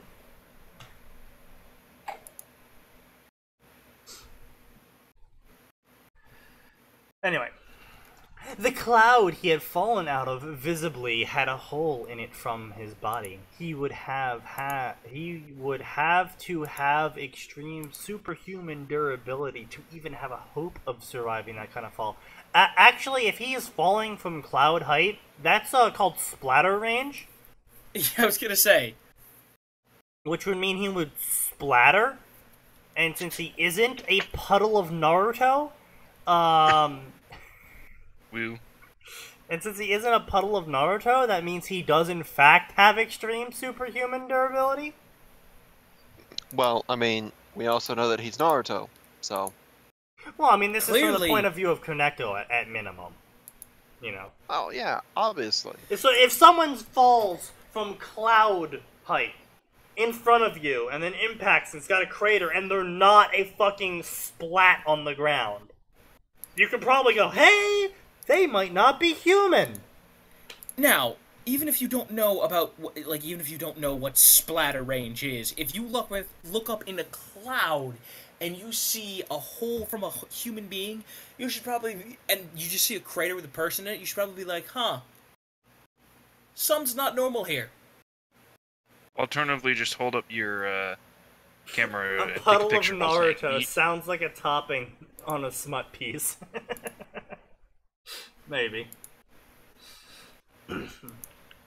Ow, ow, ow, ow. Damn, Sakura-chan, Naruto said as he started to sit up, smashing into the ground, having woken him up. His body was beaten and bruised with this several is cuts such all over terrible him. wording. Like, Thankfully, yeah, the his flow's towel so had long. stayed on his waist, though through some complete miracle of nature. Koneko just stared at him with wide eyes. The fuck? Okay, so maybe some humans can survive that drop. I can already sense that warm chakra inside, eh? What? Koneko thought with a surprised look appearing on her face. The boy in the crater who was dusting himself off without even noticing her had chakra inside him. Yet his chakra was different than her chakra. His was more potent, more powerful, and he had an ungodly large amount of it inside of him. His I'm chakra... waiting for some kind of for some kind of sex joke. Like, Oh, I'm don't waiting worry. for it. I mean, given this series, Yeah, yes, I don't there's. remember, was chakra ever actually mentioned? in- Yes, Senjutsu is actually a thing in the High School D times D verse, in that the species that Koneko is the only one of the only known species capable of doing it, but it drives them all insane because it's nature chakra, and nature chakra takes on the nature of the world. And this is a world that literally had God die on it from war. Ah, Yeah. Oh, that's depressing. okay. That's... So people who try to do senjutsu kind of go insane with rage. So it's kind of outlawed. Huh. Alternatively, have you considered not? Have you considered no It's way? one of the reasons why I actually enjoy High School D times D Naruto crossovers, because then Naruto's like, boom, I'm not insane, and I can do senjutsu, and everyone's like, holy fucking shit, and then craps themselves. It's always good. It's good. Oh, yeah, I guess they would react like that. Because in High School D times D, using senjutsu is basically like, oh yeah, you'll become like 10 times more powerful than whatever your current level of power is, but you also go insane. And so then here Like, he it's got a is, just trade-off. like, lol, hey guys, I can do this normally. Poof. And it's like, fucking, oh.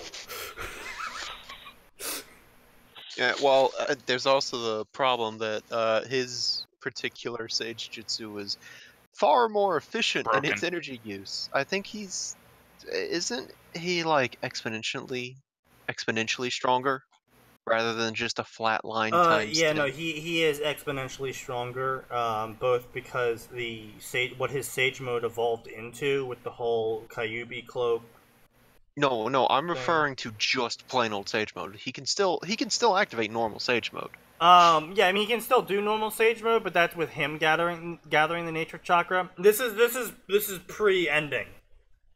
Because I don't know enough about post-epilogue Naruto, Hokage Naruto, with his Sage mode and whatnot.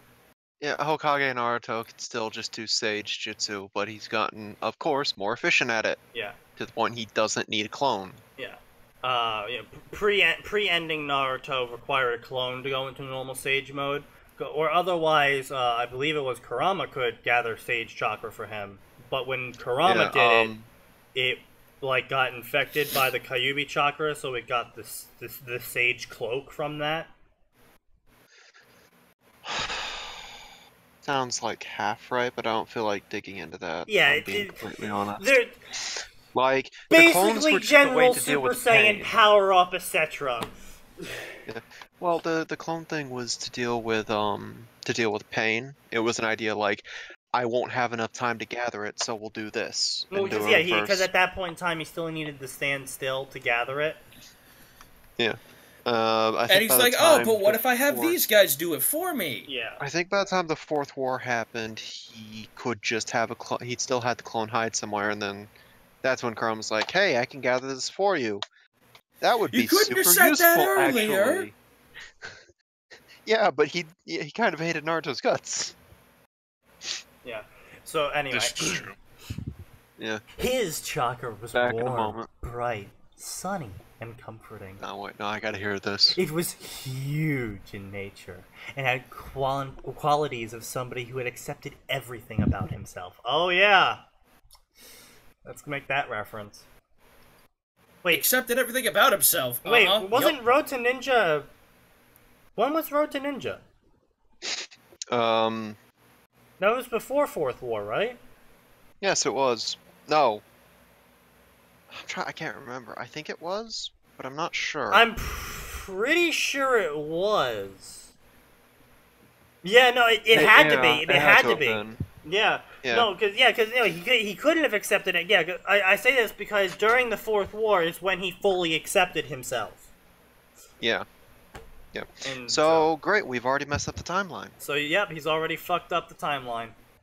He accepted Great. he was a punk ass bitch. What? Crack! Ah, that's gonna leave a big bruise, Naruto said as he turned his head and tried to look at his back. He had a huge bruise on it. He just broke his own neck. Yes, Good. he just snapped his own neck. Story over. Woohoo! We can go home! Though the bruise was slowly shrinking in size, Naruto grunted and started to pop his body, trying to loosen up and relax himself from his ordeal. Pop his body. Naruto raised an eyebrow a moment later. Something I was want to make a hammer joke. off about this place. For one, as a sage, Naruto could see natural energy and sense it pretty easily. The natural energy around this area was different than anything he had seen or sensed. It was natural energy, yes, but at the same time it wasn't the type he had seen where he had come from. Naruto looked around before he noticed Koneko. He smiled and started to run towards her. Koneko tensed up unconsciously, and she sent her familiar back where it came from. If a battle was going to go down, she didn't want the little kitten getting hurt. Nah, let it get mangled. What's it ever done for you? She clenched her fist and she prepared to punch him in the balls and run if needed. If he goes for an attack, I'll knock his... Wow, Koneko thought with wide eyes. He was good looking. What? You God didn't damn it. notice that when he was spending like... when you spent like 5 minutes staring at him in a pit? blind and stupid are you? Apparently. Given that she's based off a cat, probably. Or His is it... body was sculpted to perfection. It was visibly hard for someone to be... For some kind... It was visibly hard. Visibly hard, eh? It was Guess the towel's visibly gone. hard from some kind of extreme training. 100 push-ups, 100 sit-ups, and a 10-kilometer run every day! Jeez. No. Do you think he did push-ups with his dick? Why are you asking that? Because it's visibly hard. I want you to stop. I want you to stop existing. I'm with the other two on this, Snaky. I need you to cease existing for my own sanity. Nope. He had abs, pecs, and arms that looked like he could kill a person with ease. His body was glistening with the water from the fountain that he destroyed. Okay, Fairy Tale, Dragon Slayer, we get it. You want Naruto's dick. I think he does. His hair was soaking wet and matted down to his head. And being the fact that he writes a lot of traps and Naruto... Well, not a lot, but he's written several Naruto trap or Naruto turns into girl stories. I'm pretty sure he's got a fetish for Naruto. Pretty sure on this. He's got something going on for Naruto. Do you think he jacks off to his own stories? You know, I don't know! I never wanted to consider that! now that you've mentioned it, I wouldn't be surprised. You would be surprised? I wouldn't be surprised. Okay. When And are you water gonna switch over dripped to off some of Darkest his muscle. Dungeon schlock? I just want to get Like- through this part. Why? You don't like suffering? Just. Dude, I don't like the No. things you're making me think about. Damn!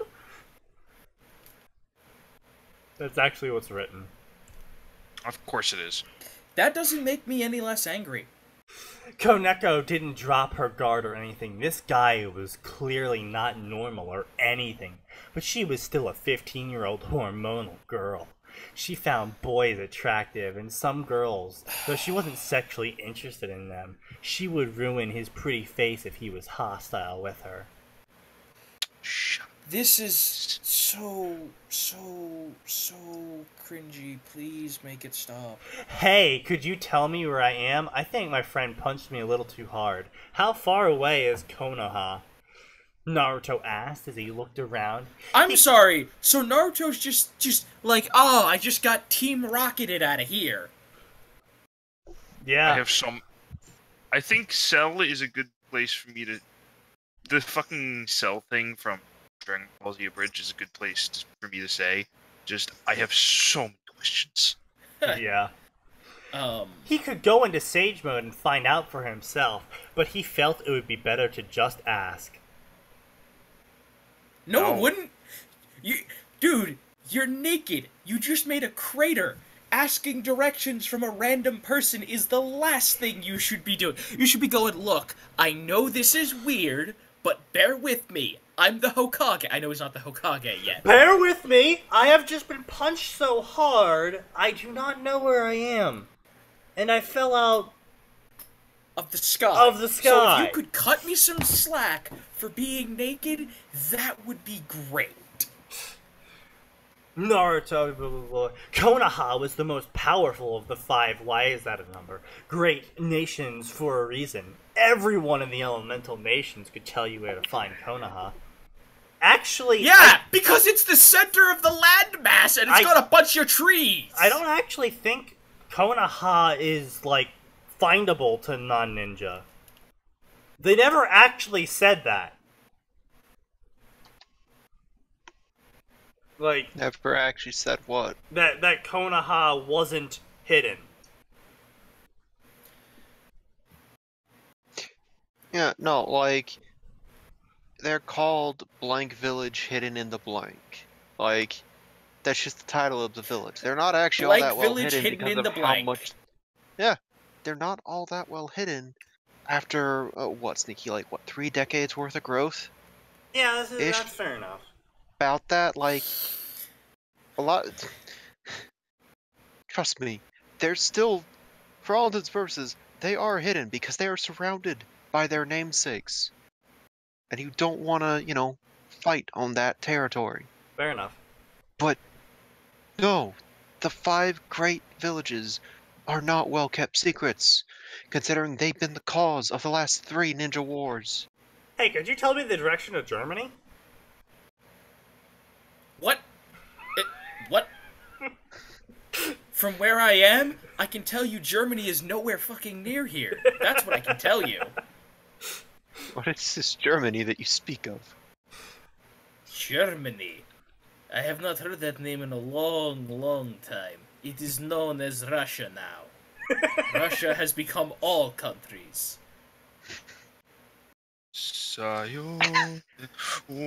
Aside, aren't these stories technically considered child pornography because this is pre-epilogue and Naruto is only around 15 or 16? I thought he was 18 by the end of the 4th war. Yeah, it doesn't matter. Really. I think. Who cares? This person's deranged. But no, he does make a good point. That's a good question. The age of consent in America, at least, is around 16 for most states. With varying degrees of yeah, but then you got Japan and Britain and etc. The age of consent around the world's pretty variant depending on the area you're in. I mean, like hell, in the Middle East, the age of consent's like 9, so that's the thing. Yeah, I forgot that was a thing. Talking about that. Yeah. But on topic though for that, I would say you're pretty much fine writing romance stories for kids older than, I don't know, 13, 14-ish. That would be around romance would realistically happen. So you wouldn't really, as long as it's just like, oh, they're kissing and they're, good old hormones, right? Yeah. And America is, I mean, hey, Shakespeare got away with it. Yo, Shakespeare got away with a lot. Because he gave us the elbow, yo. Yeah. Yeah, Isaiah does make a good point with that. But, no, it's... I think as long as you keep away from writing smut from characters that aren't, like, at least 17, and, are both 17, I think you would be relatively safe in pretty much all countries. Yeah. For me, I would say. But if it's like 16-year-old girl and like 45-year-old guy, yeah, you could probably get in trouble for that. But yeah, that's a completely different topic. So, go ahead, Em. I was gonna say, for me, my advice would be aim on the higher end of the scale. Even if you're just even if you're just changing their ages, just aim on the high end of the scale. Just keep yourself on the safe side. That would be my suggestion. I never really enjoyed the authors that would go like, oh yeah, they're 14 and they're like already fucking each other. It's like, yeah, that's the thing that does happen quite commonly, but still, like, try to keep it out of your story, Like, it's a personal. It's again, this is a personal bias, personal preference of mine. But it's like, yeah, you don't need, just because it happens in real life, you don't need to write about it. And if you're gonna write porn about it, write it in a different story. Like, go into adult fan fiction and make like omakes or something like that, where they all fuck each other. Like, don't put it in the actual story. Yeah, just. I know several authors that do that, where they'll have the relationship, they'll have the story on fanfiction.net, where they're like, oh, they want to put in a sex scene, and it has nothing to do with the plot or anything, so they'll put it on adultfanfiction.net. And they'll tell everyone, hey, there's a sex scene on adultfanfiction.net for this chapter. Or just fine. You know, just separate it. It's like if I picked up the Aragon books, you know, and then suddenly Aragon graphically was fucking Ira, just like maybe halfway through the story. And it's just like, whoa, this is not what I thought I would be getting. I didn't sign up for this. Yeah. Just personal bias, just personal recommendations.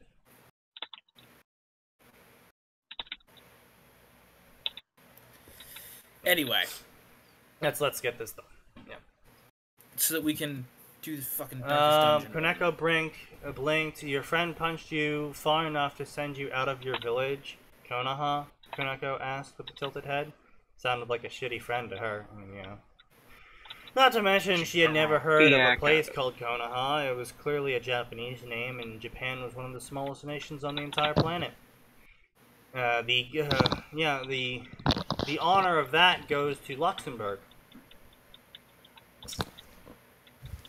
A village like that would not be a secret to her, who had been in Japan with a Japan nut for a while. Her master was literally obsessed with the culture, and she had never mentioned a village of that name before.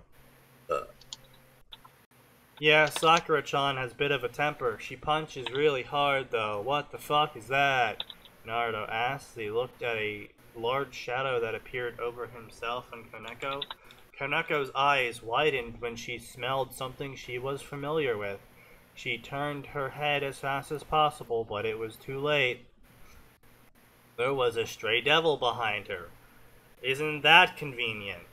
Most likely, having been attracted to Naruto's chakra, it was a damn magnet for hungry power fools. For power-hungry fools, I was just... Koneko didn't have enough time to react. She barely had enough time to register what was standing behind her. It was a huge stray devil. How convenient. Easily over 15 feet tall. Yet she had the lower body of a giant scorpion mixed with a horse. How does that work? I didn't think we were going fucking impossible creatures on this shit.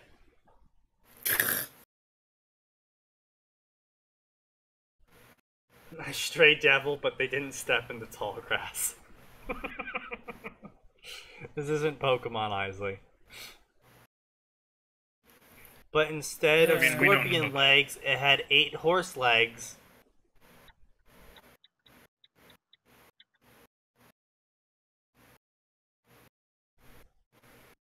That is a really disturbing mental picture. On the front of the stomach was a large mouth with many fangs in it, shining with saliva. The top half was that of a red-skinned woman with slightly twisted facial features, and she had a huge grin with sharp teeth. So what, she's like a scorpion tar with horse legs instead of scorpion legs, crossed with the gaping mall dragon? I'm sorry, all I could hear was Scorpionus Nagica. Sure. Fuck that boss. Not to mention large uncovered breasts with purple nipples. Because we needed to know that information. The scorpion stinger was inches away from why the would skin. you... I mean, obviously I know why. He's a weird, creepy fetish person, but... Like, who would think you need to include that? I was gonna say... Just... Yeah. Let's just don't. Get this. Yeah. Just don't. Yeah. Yeah. If you think if you have to read over your story and think, would other people be weirded out by this? Probably don't put it in the story. I'm gonna go with Najica mixed with Gaping Dragon and Quelaag. Yeah, I guess. This monster's a clusterfuck. Yes. Indeed. She didn't have the speed to escape that kind of attack at such close range. Naruto grabbed Koneko just in time and jumped to the other side of the crater. Before Koneko could even blink, Naruto was surprised, but his eyes were sparkling when he saw such a weird enemy. Why, is he getting a boner from this? Yes. Of course, don't you know Naruto secretly had a fetish for purple tits for years. That's why Sakura could never love him. Because he kept asking her for purple tits. Indeed. That's so disgusting. You have some pretty awesome bugs here. Reminds me of the time in Forest of Death, giant centipede over 100 feet tall. Naruto said with sparkling eyes.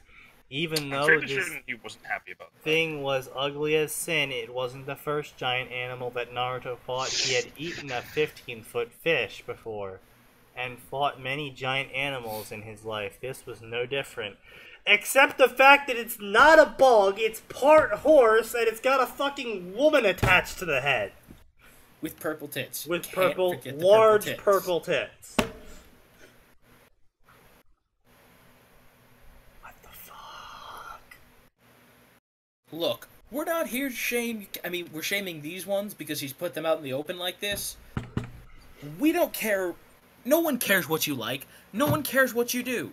But if you're gonna be like, let's just put it out there, like when the guy's like, oh, I'm a dog. On all levels except physical, I'm a dog.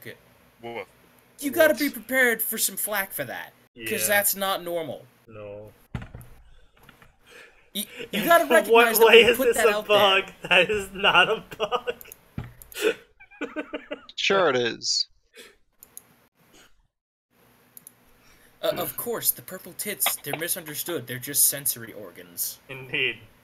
Quickly, you have to use your hands to cover them up.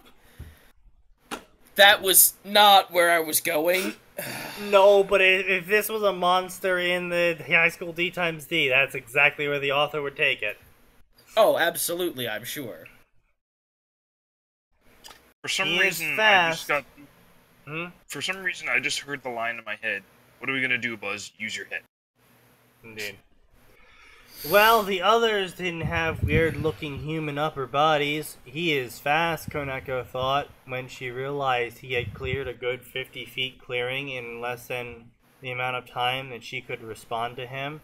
He had already let go of her and was getting ready to fight. She blinked before she nodded her head. Okay, he saved my life. I guess he isn't really going to attack me. Maybe he is gonna kill you, just not right now. I was gonna say, maybe he doesn't want to share you with the weird half-horse woman thing. Indeed. Though not all of her suspicions were totally gone.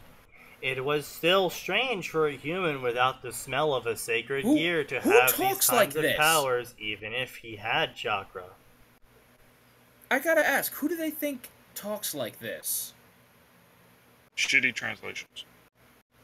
Fairy Tale Dragon Slayer? Yes, you are correct. High School D times D did in fact have a stray devil that did shoot acid lasers from her nipples. What? Yeah. That was a thing. I have several questions. Why? Because the author of High School D times D has some issues.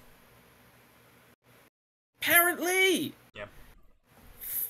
Freak.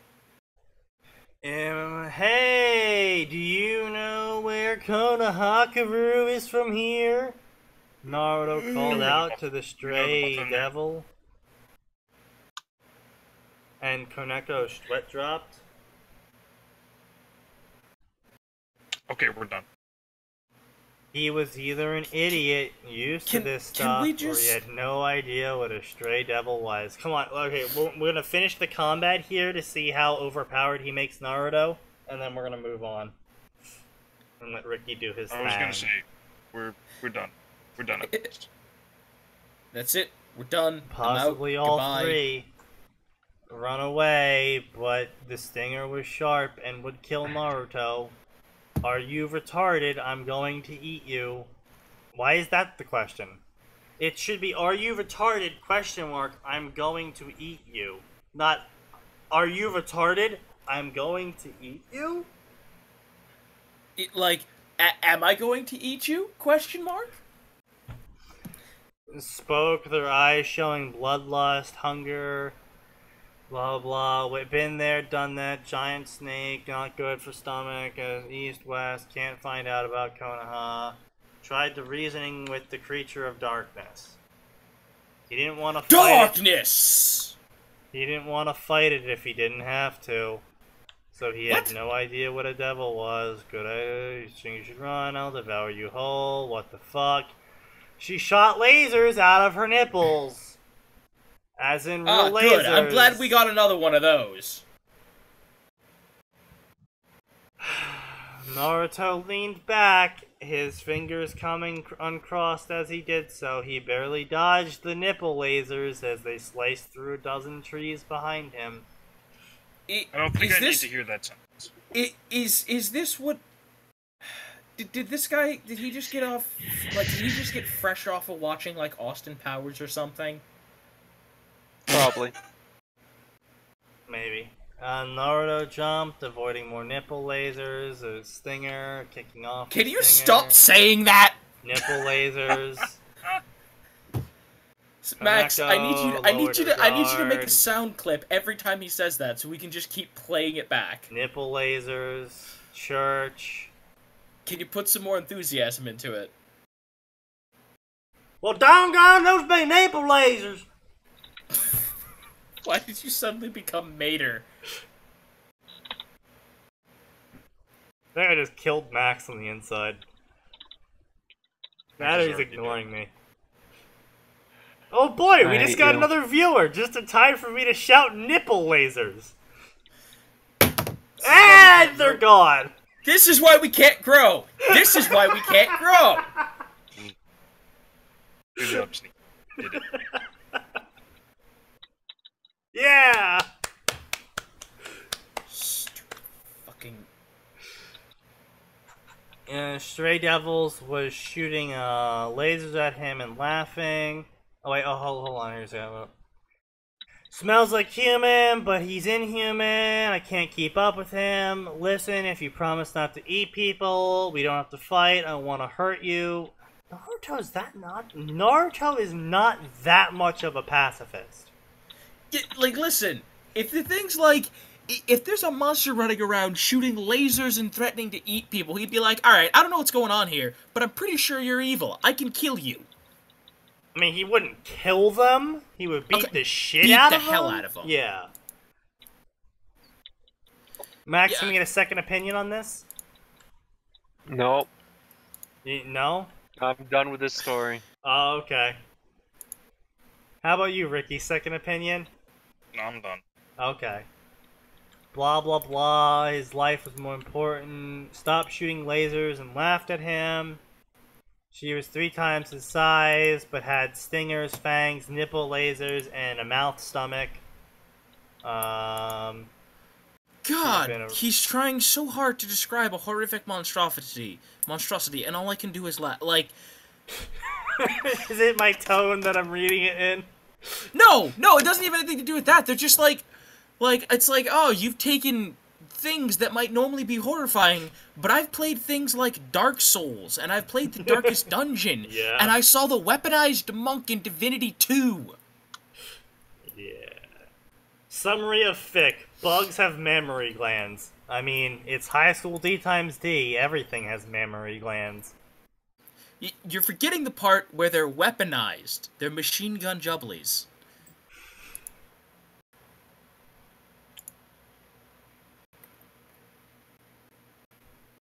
You have slain me. I'm sorry. I was not prepared for that. You weren't prepared for the Austin Powers quote? No. I was not prepared for Austin Powers. Glad I could bring some joy to someone. Not hurting you. I'm gonna wait, hold on. She was mocking him, his own temper flared up, he hated being underestimated. Wait, is this when he challenges her to a sex duel? Yes. Fuck not, this is where he whips out his dick launcher. No, it's where he whips out the sexy jutsu. Indeed. Fuck And not hurting you, I'm gonna beat your ass black and blue, said Naruto fucking never. Yeah. Naruto shouted out as he jumped towards the woman and slugged her, the stone armor cracking under the pressure. While Naruto may not be as strong as Sakura, he could totally punch stone. He could totally punch stone. What kind of this is me saying it. I'm just skipping over this shit, yeah. Raised his other hand and turned face back, shocked expression. But I want to point out how damning it is that I thought, yeah, that's totally what he wrote. Yeah. And he slugged her in the soft cheek. She was stunned from the blow. Naruto slammed his forehead into her forehead, completely shattering her armor before punching her in the face. Look, Naruto, you're going about this all wrong. She's got a mouth stomach. Clearly she's related to the Gaping Dragon. You need to be using lightning damage. Indeed. Her body collapsed and she was knocked out. Naruto landed on his feet and cradled his fists in a pained expression. Okay, that hurt. He is strong, Koneko whispered, unsure of what to make of the situation. Idiot blonde falls from sky, check. Idiot blonde attracts stray devil, check. Idiot blonde beats shit out of stray devil, check. Crap, I forgot to see if she knew where Konoha was. No, you didn't. You already asked that, and she said she's gonna eat you. Hey, wake up. It went over the stray devil. Don't die on me. Told her to start slapping her harder. She was awake. She thought she would have been killed. Hold on a minute. Don't die on me. Begin slapping harder. Yep.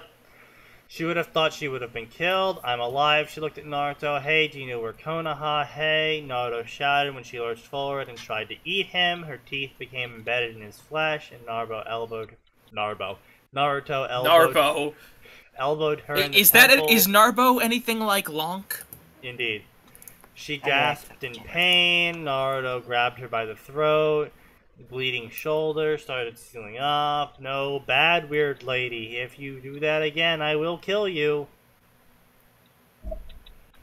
Hey guys, have you seen Naruto? Because I fucking have it in this story. I was gonna say, here's the thing. If this creature was such an immaterial threat to Naruto, he would never bother beating her up in the first place. More or less, pretty much, yeah.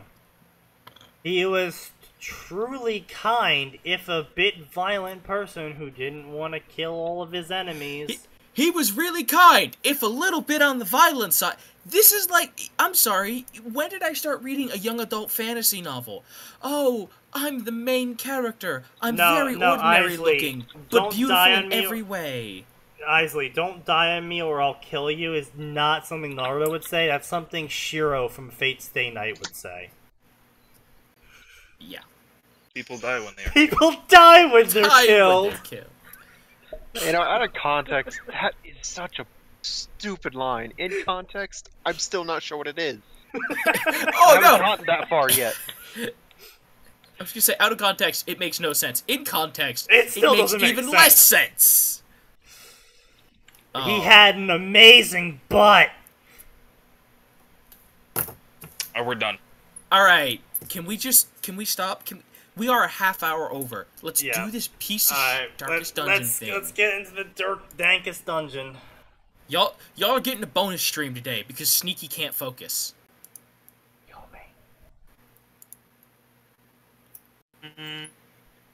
Alright, so this is by our fanfiction member as well. This is by Chairman Stein. He believes communism will work.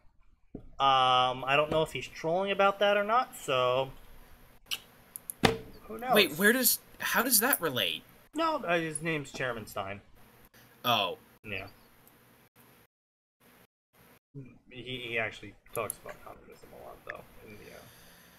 Anyway, we're not here to talk about people's political affiliations. We're not here to talk about how communism doesn't work. We're here to talk about Orin High School Host Club and Darkest Dungeon crossing over. Now, this is a good example. I'm sorry, I need you to say that one more time. Orin High School Host Club and Darkest Dungeon? Good job, you made him leave. Okay, I've screamed, I've taken my deep breath. Let's continue. Yeah. How do you think I feel? So, And you volunteered for this. yeah. So, this is a good example of what I've talked about before with the whole, theming thing and certain fics going together and certain fics not going together. Now, I have off-screen talked to Chairman Stein, about his story, and he said it is both, fandom blind friendly, and it is also, exactly how you think a Darkest Dungeon crossover would go. So it's not like, oh, they all live and save the day. Apparently, people die. A lot. Well, I was gonna say, here's the thing. I remember back when I first getting started in anime, I was trying to be open-minded. I was like, you know what? I'll give this a try, because everyone was like, oh, Ouran High School Host Club is so good. Everyone says good things about it, and then I watch it, and you're like, why the fuck are people saying good things about this? I was gonna say, see, for me, the anime club at my school mostly consisted of girls, so I probably should have gone. Their opinions may be a bit skewed, but on the other hand, you know, I was like, you know, they listened to me when I was like, listen, just watch Gundam. Gundam's amazing. Yeah. Give giant robots a try. And they were like, give Ouran High School Host Club a try. And I'm like, you know what? They took my word for it, the giant robots were awesome, and now they too believe that giant robots are awesome. So I'll give them the benefit of the doubt. And I'm not saying it was bad. I'm just like, you know what? And I can't stand it. Thanks to Phantom. You're not a female. No females exist on the internet. But for me, I was just like, you know, Poor Ouran. there's, you know, I'm sorry, I don't think it's that good. I'm not saying it's terrible, but it's definitely not for me. Yeah, no, I definitely agree with you on that one. I've watched, like, a chapter. And I was just, not chapter, I watched, like, an episode, and I was just like... I got, like, 4 or 5 in, and I was like, I just don't care, like... It's just, Like, it's not shit. it's not bad, it's don't care. I was gonna say, you know, something like Chobit, like, I watched something like Chobits, and I'm like, oh, this is... I did not sign up for this level of emotion. Yeah, exactly. Like, oh, you're perfect little bundles of fluff. Oh, God, no. Stop stabbing them. or just like, oh, this is a semi-sentient robot that someone threw in the literal trash. Yeah, the feels were real. Why would you do this? Why have you done this? The feels were reals. Akatsuki no Yona is a way better reverse harem. Well, we shall take your word for it. Anyway, so the point of me saying all that previously was Ouran High School Host Club dies, apparently, in this story. I was just getting back to my original point. The thing is, if you take things that are not thematically likely crossovers, that doesn't mean they automatically will not work. It just means it's going to take a lot more. It really just depends on how you're going to take it, though. Like, I've seen Twilight prototype crossovers. And you're like, Twilight prototype, how the fuck does that work? Well, it works like this. Alex Mercer kills everyone in Twilight. That sounds like a great story. Why aren't we reading that? That just sounds normal. I was going to say, that sounds like someone who really hates Twilight, and I'm not blaming them, but that just sounds like someone passionately writing about murdering everyone in Twilight. But that's my point, though, is like, oh, that shouldn't work, but now it does because it's Alex Mercer being Alex Mercer and getting his murder on. Yeah, just like, for instance, something like XCOM and Ruby. Not a very likely crossover. But then you write it like XCOM, and that Ruby is just an XCOM squad, and you're like, holy fucking shit, this is great. And even when they have special powers, it's like, this is really no more overpowered than, like, late-game Psy soldiers. Yeah, exactly.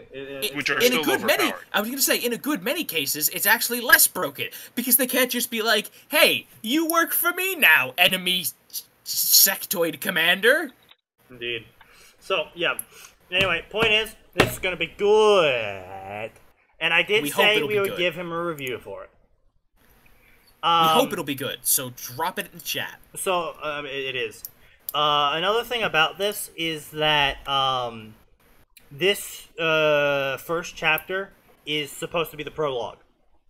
And me and him talked about it quite significantly in that, he agrees with me about my opinion. Extensively? I guess, yeah. About the whole hook thing, about how the summary is supposed to lead you into the first chapter, and the chapter is supposed to make you read the story. So he asked if we would also read chapter 2. Yeah, well, I was gonna say, chapter 1 is incredibly short, so... I told him that's no problem. Alright. So, this is Redemption and Salvation. After years of living in self-imposed exile, Tamaki receives a distressing letter from his estranged father begging him to return home. Upon arrival, he finds much more than he ever bargained for, and now must redeem his family name. However, to truly restore the Suo title, blood must be spilled and darkness repelled.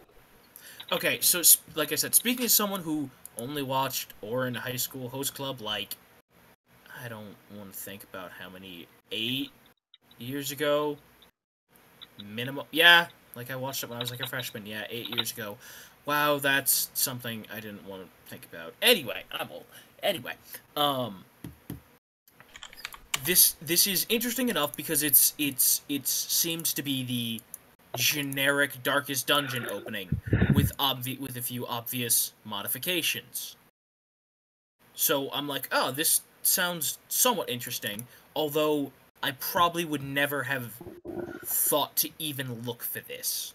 Like, I'm gonna be honest, like, I'm glad that we're looking at this, but I don't think this is something that we ever would have found. I don't think anyone would have ever clicked on Darkest Dungeon crossovers and then seen, oh, Orin High School Host Club.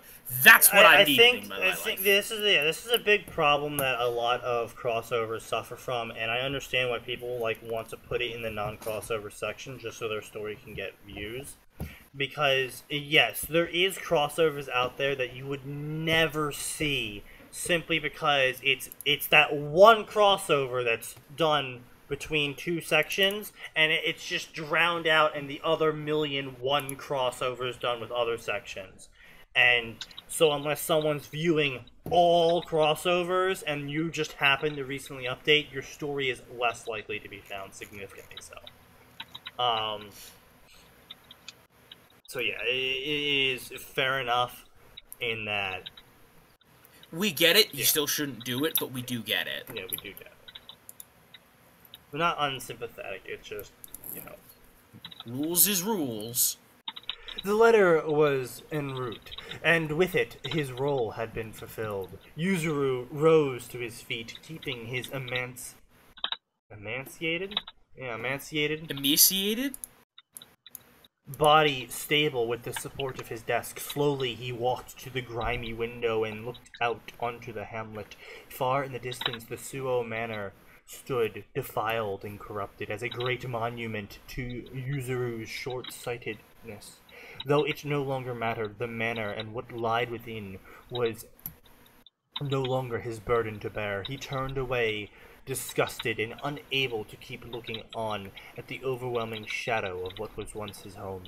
If anything, that alone was his greatest folly. The place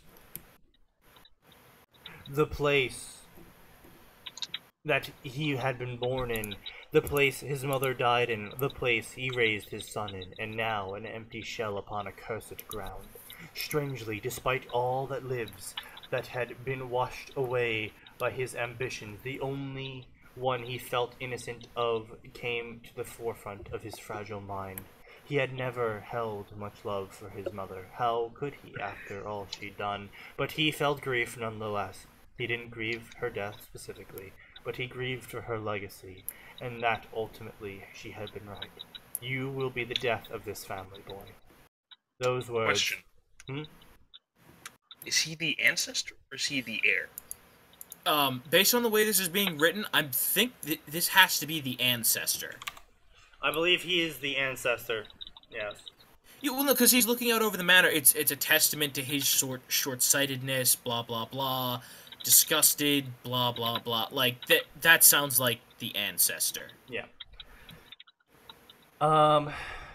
Those words, spoken with the same chill that caused her fatal illness, had been burned into him. For years he strove to prove her wrong, and indeed even the actions he had taken in these final years was to prove her wrong. In a futile attempt to fill the hole left by her lost love, he spent his free time boozing, indulging in a plethora of vices. Yet when the rumor spread of some mysterious, ancient power that dwelled beneath his own family home, a new sense of purpose invigorated him. Finding some great discovery right under his own feet, surely that would put his mother's ghost to shame. Now all he could hear were those words she said all those years ago. Master Suo? Came a high-pitched, tentative whisper from the darkness. Yuzuru looked up from his contemplation and into the mournful eyes of Hisaki, once a mere assistant in the immoral experiments and costly excavations done by Yuzuru. Hisaki had become a companion to the fading master. Now he too was but a living husk. Giving only a nod, Yuzuru confirmed what Hisaki had asked with his eyes. It was time. I expect you to continue your duties in my absence, Hisaki. The hamlet will still require a caretaker, and when my son arrives, he will need your guidance, Yuzuru replied calmly. Returning to his seat at his desk, in preparation for his arrival, I want you to use whatever coin we have left to hire a handful of mercenaries. I leave the specifics to you. I trust you will find people capable of taking on the tasks ahead. Hisaki nodded and slowly bowed his head. Your will shall be done. It has been an honor serving you, Master Suo. Yuzuru couldn't help but smile at that. An honor.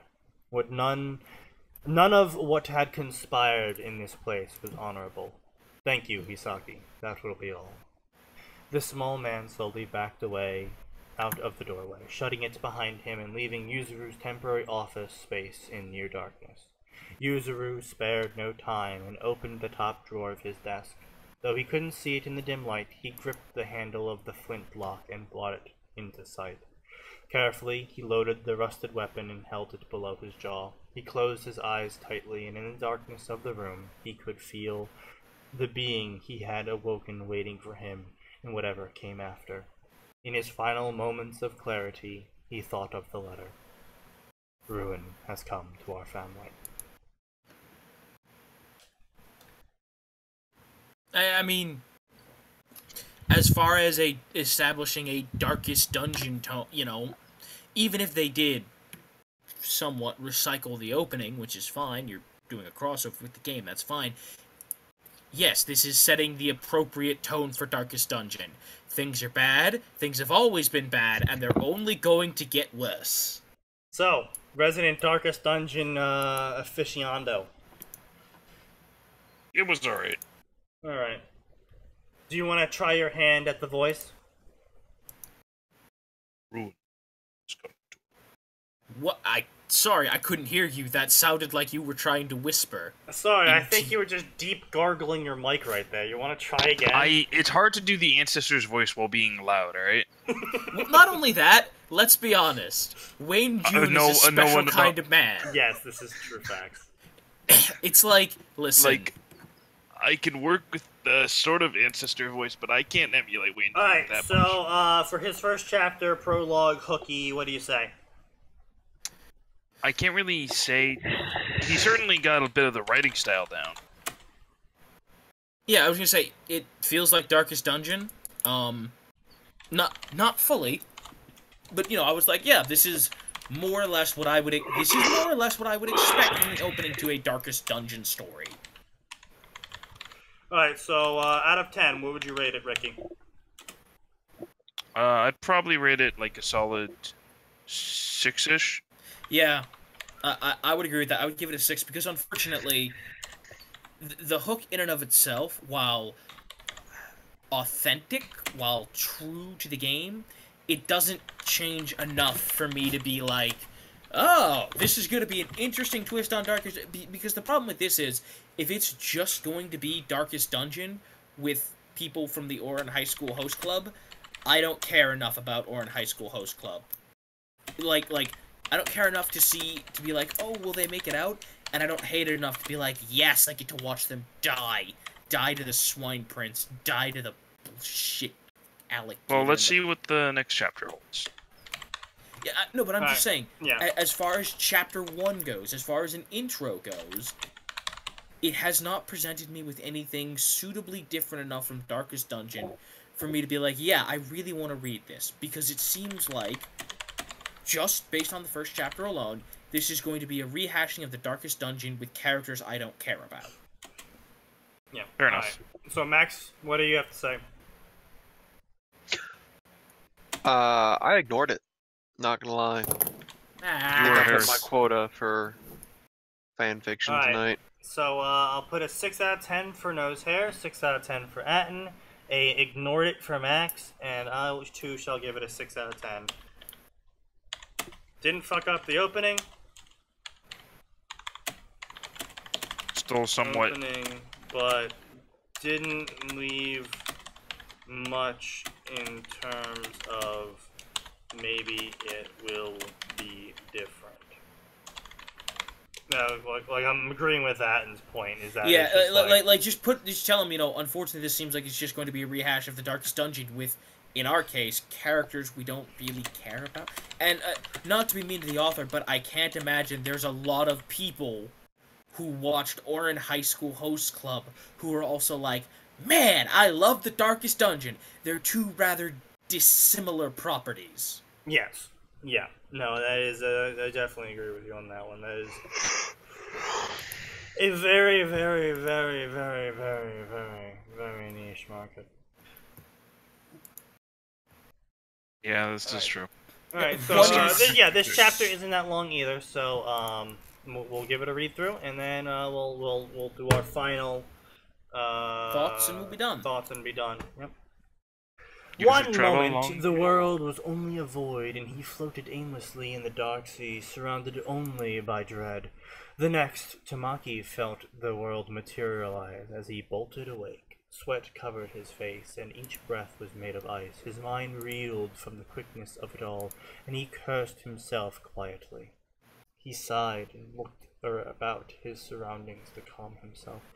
Beside him, Haruhi continued to sleep peacefully, and Tamaki couldn't help but give a faint smile as he watched her shadowed form rise and fall quietly in the dark.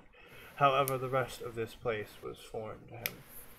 He hadn't stepped foot on Japanese soil in nearly 6 years, and he had never intended to again as long as he lived. However, that all changed a fortnight ago when the letter arrived at their apartment. Who had delivered it, Tamaki couldn't say. A knock came to the door, and when he answered it, only a yellowed parchment lay on the floor. When he first read its contents, he thought it to be a twisted joke, yet despite his doubts, it unnerved him all the same. I beg you, return home and reclaim your birthright. No, Dad, I'm not coming home, and no amount of tentacle girls will make me. Were they truly his father's words? After their final meeting, he couldn't imagine in his wildest dreams his father ever calling the family manor and lands his birthright. In truth, Tamaki wasn't sure he even wanted it. In his mind, his love for the Suo name died with his mother. Tamaki stopped himself there. Even after all the years that had passed, he wasn't ready for that memory again. Coming out of his thoughts, Tamaki looked to the window and saw a faint orange glow beginning to pierce the thin curtains. The thought From the window to the wall. That by nightfall he would be home was unnerving, and a twinge of anxiety stabbed into Tamaki's guts. The letter. So where's Reynald and Dismas? I don't know. We'll get there, I'm sure. The letter did not help in this regard if any of what his father said of the place was true. He tried to imagine it, but he couldn't picture what the Suo manor would look like as an abomination, as his father had poetically put it. In his mind, the manor was always opulent and beautiful, with the hedge maze covered in a beautiful array of roses, the cleaning staff dusting the old statues of past Suo ancestors and his mother. No, not yet. So, just one quick question for the resident Darkest Dungeon expert. How much did we know, the air know going in? Like, it depends on what playthrough you're doing. If what The first story, playthrough, because this seems to be modeled after a first playthrough. the heir effectively knows there's shit going down in their family house, and he's been disgraced. That's really all you can learn from the first playthrough. Yeah, that's what I was going to say, because the letter in and of itself is just like, things aren't great, I need you to come home and fix it. Yeah. It doesn't, I was going to say, as far as I know, the The letter ancestor doesn't really give. The ancestor doesn't give you much to go off of. Yeah, I was going to say, Deliberately. he doesn't mention the horrible tentacle abominations. I'm pretty sure if the ancestor had mentioned that, you would have been like, you know, I'm good. How about I don't? Also, the fact that, number one, the small spoiler alert for anyone who hasn't played The Darkest Dungeon. Does anyone actually care about the story, No. chat? Nah. Once again, Alright, you guys still spoiler haven't warning. finished it. The ancestor basically becomes a daemon host for the Elder Jewel. Okay. So, yeah, not telling his heir that he fucked. Well, to be fair, I doubt he knew that he was going to become a demon host. I mean, unless he, like, made that deal, I guess. Like I said, I haven't beaten the game, so... He's growing stronger every time someone of your heroes dies. Oh. Well. Okay, hold on. I'm getting a call. Alright, well, in that case, it's up to our resident Darkest Dungeon expert to keep on reading. Indeed. Alright, then. Redemption and Salvation. Let's see. Where were we? Chapter 2. Hedgemaze, not yet. He blamed it Coming on out of his Trago. thoughts. I think it was... Yeah, coming out of his thoughts? Yes. Fourth paragraph. Coming out of his thoughts, Tamaki looked to the window and saw a faint orange glow beginning to pierce the thin curtains. The thought that by nightfall he would be home was unnerving, a twinge of anxiety which stabbed into Tamaki's guts. The letter did not help in this regard if any of what his father said of the place was true. He tried to imagine it, but he couldn't picture what the Sewer Manor would look like as an abomination, as his father had poetically put it. In his mind, the manor was always opulent and beautiful, with the hedge maze covered in a beautiful array of roses. The cleaning staff dusting the old statues of past Sewer ancestors, his mother... No, not yet. He blamed it on the travel fatigue, yet Haru knew better. In all her years of knowing Tamaki, he was not one to become moody, at least not for days on end. Of course, he would have his moments of pouting and exaggerated heartbreak, but never prolonged visible anxiety. Yet ever since they had arrived, he'd become increasingly more intense, and though he tried to hide it from her, she knew he was experiencing nightmares as well. She wanted to confront him about it, make the fool she married open up, but with Sue's shadow looming over them. She remained quiet. They departed for the rendezvous location shortly after breakfast. She had only ever been to the Sewer Manor a handful of times, and never did she stay for more than a few hours. It was a beautiful place, like the homes of all those who attended Oran Academy herself. I am sorry for butchering anything, by the way. Herself withstanding. While Tamaki may have openly resented Japan, knew that behind his pride he had missed home just as much as she had. Of course, he had the luxury of having a home to return to. She isn't one to hold a grudge. She couldn't help but feel spiteful at that. He sat in the carriage, moping and looking sullen, while preparing to return to his family manor. Meanwhile, she was a commoner whose house she couldn't even call her own. The carriage suddenly came to a stop. The two looked at each other. They had only departed from the inn a few hours ago. There was no way they had arrived. "This is as far as I go," the coachman grunted. The coachman grunted from his place atop the carriage. Tamaki looked confused and just head out the window. "What do you mean? I paid you to take us to the Sewer Manor. It's still miles from here." 5 miles to be exact, certainly within walking distance, the coachman replied, hopping down from his seat and opening the carriage door. "But you don't have the coin to get me to go to that place. Say it's cursed." Syntax. Haru looked at her husband. His confusion turned to anxiety. I was going to say, a little bit different, a little bit kinder than the original opening for the Darkest Dungeon. Well, to be fair, the caretaker picks you up. Going along, and everything's crashing. And To be fair, the caretaker picks you up, not this random coach guy. Yeah. Also, quick question: is the caretaker just straight up evil, or did he just go insane? He went insane. Okay, he's not actively malicious. He just lost his marbles. That's why he laughs whenever you lose a hero. The fucking asshole. Yes, he is kind of a dick. Cursed, it's my family manor. I lived there until I was an adult. There's nothing cursed about it. Tamaki stepped out from the carriage, but before he could continue, he looked to the coachman, who leaned from his seat and looked to him too.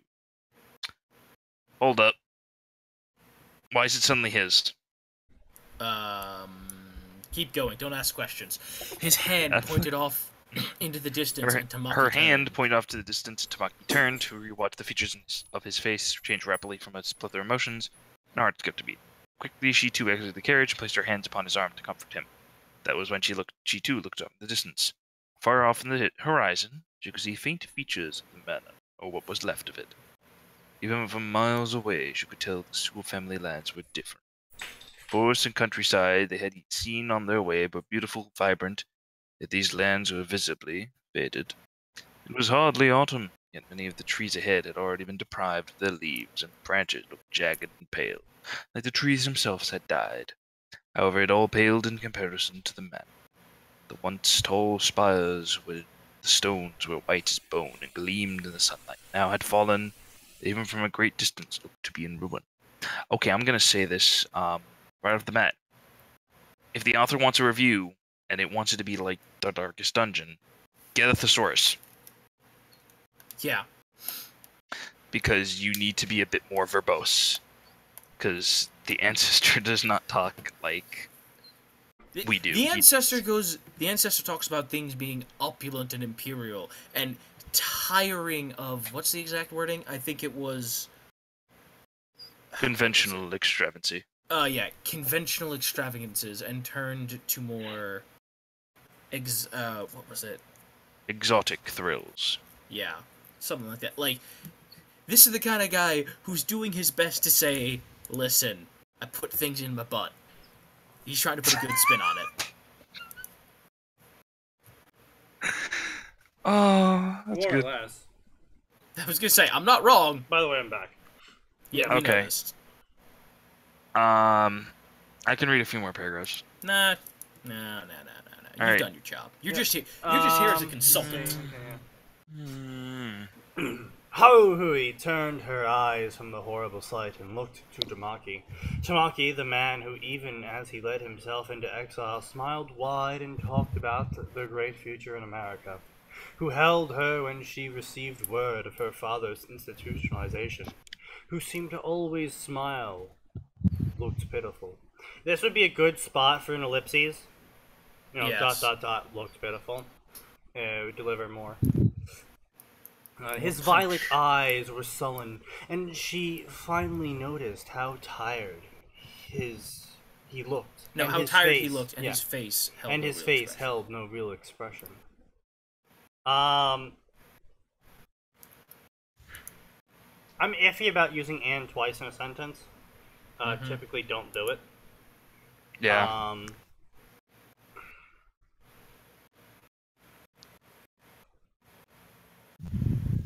I don't know if there's any real rule against it.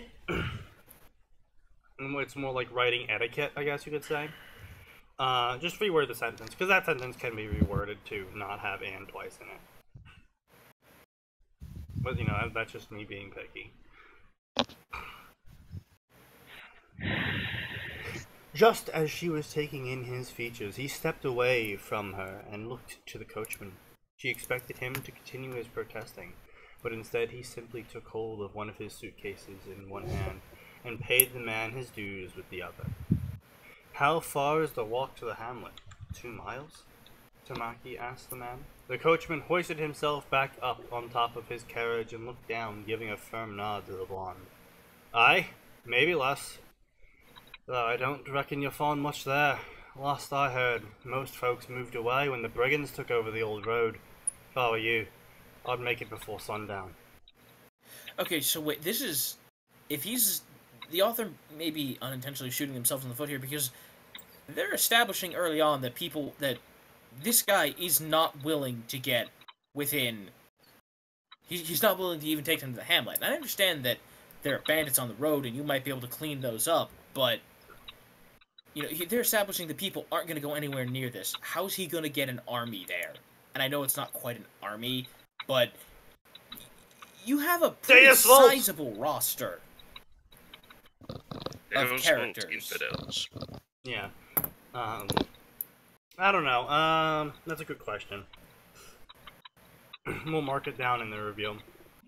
Tamaki simply nodded and looked again towards the manor in the distance. He took hold of all he could carry and began walking. For the first time in all the years she'd known Tamaki, she couldn't even imagine what was going through his mind.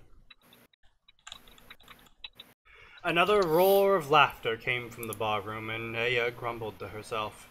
It was hardly past noon, yet these idiots had already taken to drinking and boasting.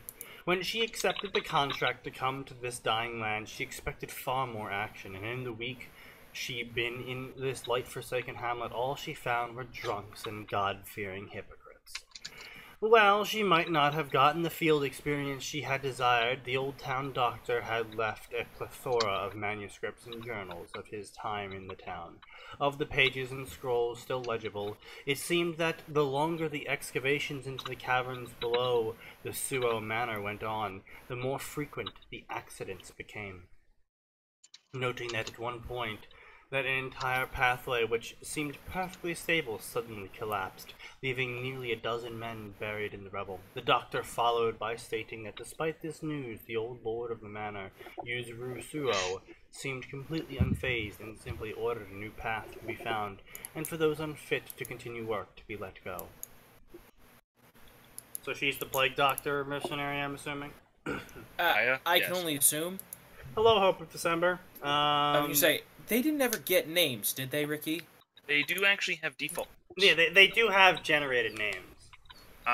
Reynold and Dismiss are the names for the highwayman. Okay, yes, I knew Reynold and Dismiss had default names. Junia is the name of the Vestal. Bellatrix is actually the name of the Plague Plague Doctor? Doctor. For the leper, it's King Baldwin, mostly because it's based off the Kingdom of Heaven. Hang on, I gotta... So yeah, hi, Hope of December. We're currently doing an Orin High School Host Club Darkest Dungeon crossover. You also call us at the end of our podcast. So Here we go. strap in. Say, we're actually currently an hour over our podcast. How about Oh, actually, long one. I'm completely wrong, apparently. It's... It's Paracelsus is the name of the Plague Doctor. Whatever, it's not Aya. Yeah. Indeed. And the Hellion is Boudica after the Scottish Queen. Boudica, yeah. Bounty Hunter is Tardif. Grave Robber is Audrey. Oculus is Alazar. The occultist, you mean? The Oculus. The occultist. The occultist. Hello, Someday I am I'll the fix your Oculus. diction. Open up your eye. The Jester is just named Jingles. Neat. Arbalest is Miss Andy. Man-at-Arms is Barristan. And Howlmaster is Shaggy. But do they have generated names beyond this, or are they just like the second, the third, the fourth, etc.? They have base generated names, but these are the names in the files that are their actual names. And the Abomination is named Bigby. For anyone who knows the what's the series? The Wolf Among Us? Wolf Among Us, yeah. That's the reference. So yeah, the Houndmaster's name is actually Shaggy, and his dog's name is Scooby. Nice. Because technically, that's not copyrighted. Shaggy and Scoopy got into some really serious shit, and the rest of the group died. So now I was gonna say, that's what happened. They poked around one too many occult rituals thinking it was Old Man Henderson, and bam! They all wound up sacrificed, and Shaggy and Scooby ran away. and Actually, they trained hard to take vengeance upon the occultists. They could no longer... you mean oculists? And of course, the Oculists. Of course, that was the greatest sin. They took their eyes, and with it, they could no longer solve the mysteries, for they could see them not. Indeed. There's an actual backstory that goes along with it. Yeah, we know, but we like ours better. Oh, hey, Chairman Stein just joined the chat. Just got here. Glad you guys are taking a look at my fix. Saw the first chapter review on my phone. To explain the usage of the name Aya, I legit couldn't find the canon name, so I went over the possible names, and I liked Aya. Yeah, okay. That's fine. That's fine. This does say it's Paris. I'll put it in chat. I always thought it was like Bellatrix. I was gonna say it doesn't really matter because any one of them. It could either be that or it could be Bellatrix. I've heard multiple things. Yeah, and ultimately at the end of the day, it doesn't really matter because there might be the first one, but it's the Darkest Dungeon.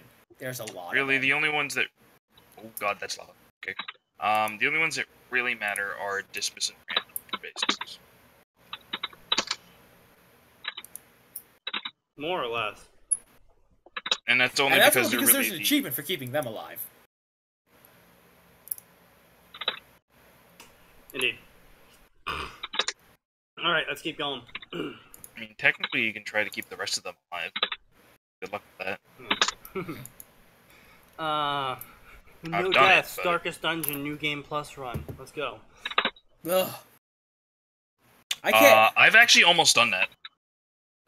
I can't even make it through the base Darkest Dungeon without someone dying. And I'm not playing on... And yes, that's playing on the standard difficulty, none of this radiant nonsense. Aya jumped up and looked up from her reading. The caretaker, Hisaki, loomed over her suddenly. She could have sworn no one had knocked at her door. Yes! Aya Du Bois, sir? She stuttered back. She never had noticed just how beady his eyes were.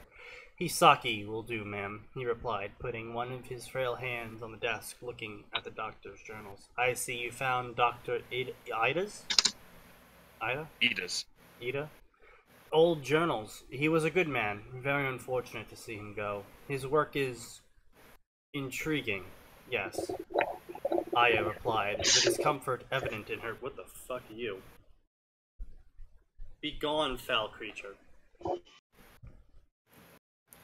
Be gone! Be gone, thought. I got some sort of fucking bug floating around. Hold on. Kill it. Kill it with fire. The fuck you go, you piece of shit.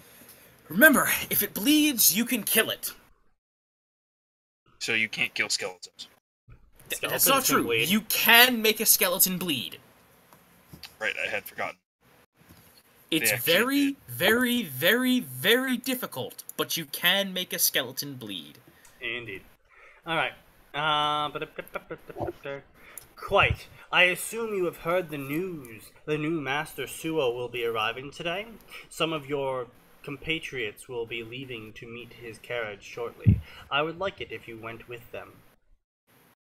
This is another thing. I think an ellipses there before compatriots would have made for a better dialogue.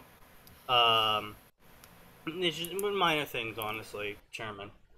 Yeah, I was gonna say, first of all, in terms of, you know, establishing the Darkest Dungeon tone, yeah, that's fine. It feels like Darkest Dungeon, you know? You need to be a bit more verbose with your language, though, just because of the language of the Darkest Dungeon. Alright, I don't think anyone here could hear that. Nope. Why don't you try speaking up?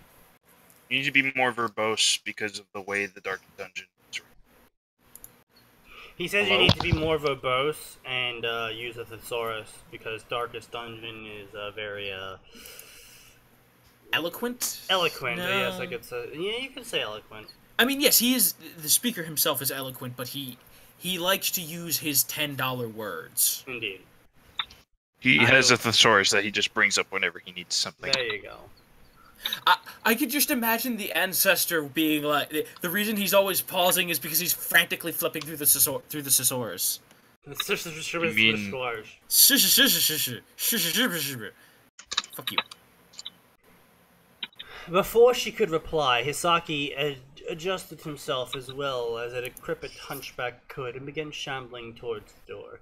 They will be leaving in 10 minutes. he continued as he stepped through the doorway back into the hall, closing the door behind him. Capitalize he, or alternatively, you know... Yeah, you can actually capitalize he because you made that a period. You can make the period a comma, but not capitalize he. I'm glad that the biggest thing we're stuck criticizing here is some minuscule grammar mistakes. It's refreshing. Yeah, no, that's good. Aya felt her skin crawl for a moment longer before she fully processed what the caretaker had said. The descendant was finally arriving? She rose from her seat, not even bothering to clear her desk, and immediately began packing her equipment. She personally hadn't encountered issues on her own journey to the hamlet, but word among the others was that an upstart bandit lord had taken over the old road in the absence of an owner. Apparently, travel at night was virtually impossible, as the bandit lord's thugs stalked in the brush, waiting for anyone foolish enough to travel by moonlight. There's also the traveling shambler that sometimes likes to pop up. Is that really a thing? Oh, yeah. Yeah, it's a thing. Word to the wise for everyone, don't turn off your torch at the old road unless you want a spiny tentacle up yours. I was going to say, it's a very small chance that it can happen, isn't it? It's like a 10% chance. But yes, there can just be a shambler on the old road, and it's like, I have to fight this with literally Reynold and Dismas. I've done it. Reynold and Dismas were both at death's door, and I'm like, well, I have to use the 2 food I have to bring them back up to normal health, and it was kind of harrowing, but I managed to do it, and no one died somehow. What did you get? Like, is there an achievement? Do you get anything great out of it, or is it just normal shambler loot? It's just normal shambler loot. I did get the Ancestors map for that, so it was sort of worth it. Okay, I mean, I guess that's a decent starting item, but like... Stein says 1%, Ricky. Oh, it's 1% now? Oh... Guess they adjusted that down then. I think they did. But regardless, yes, there is a very small 10% or 1%. There's a very small chance of a shambler appearing, but a shambler can appear. Firmly strapping her beaked mask onto her face, she took just a little side note, derailment side note. If I ever did become a doctor, or if the post-apocalyptia occurred and I had to do, like, medical work on people, I would totally use a fucking plague doctor mask. Good luck seeing out of the damn thing.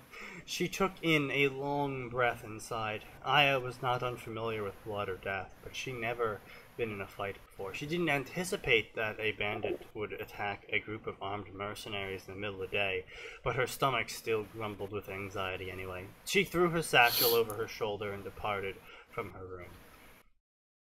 Downstairs, she could still hear people in the bar chattering, but it seemed that a silence had fallen over the tavern.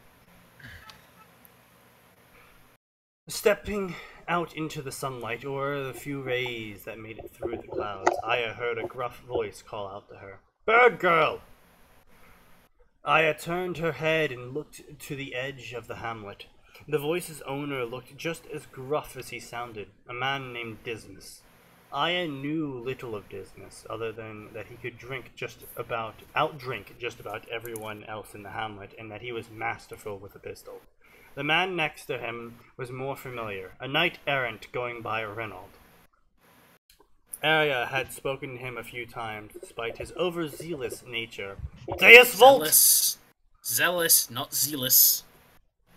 Fuck you, man. Does that mean he has a zealous accusation? I hate you. I hate you. He was kind. In addition, the knight-errant towered over the highwayman, a fact that many in the hamlet had turned into a running joke. "Bird girl?" Aya questioned as she approached the man. Dismas shrugged. "The mask makes you look like a bird," he replied casually. This is a little thing that I always hate. Don't use adverbs when you are describing dialogue. If you need to set a tone for dialogue, use character action. You know, like, Dismas replied with a wan smile on his face, you know. Don't use adverbs. They suck.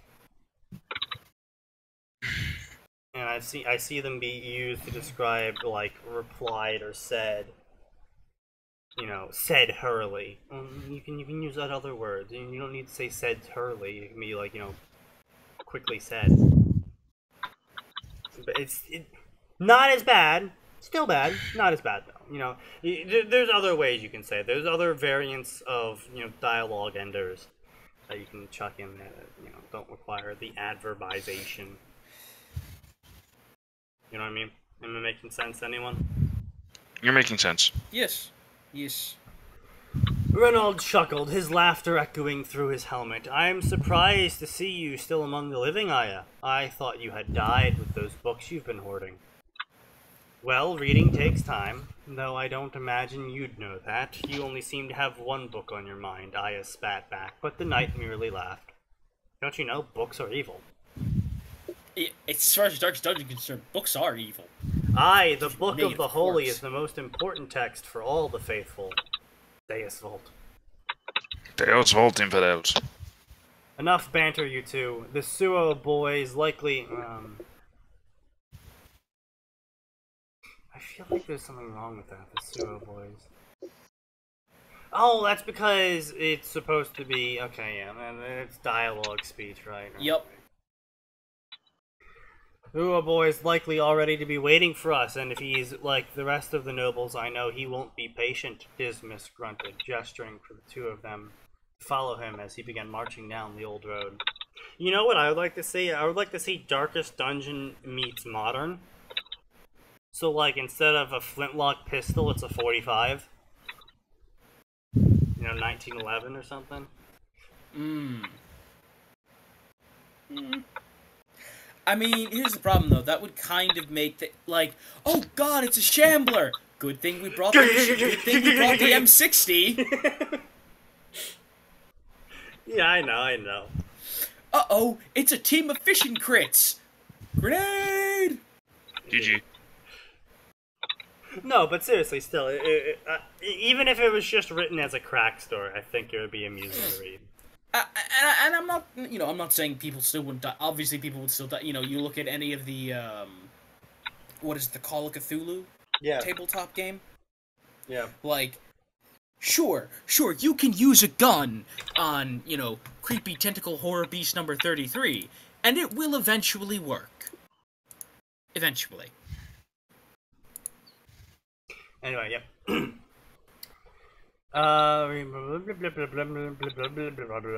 Once the highwayman was out of earshot, Reynald opened his helmet for a moment and looked at Aya questioningly. What nobles does he know? She shrugged, and the man smiled as he shut his helmet once again and began walking after the highwayman. Considering he's a highwayman, he probably only knows nobles that he's robbed. Aya followed, taking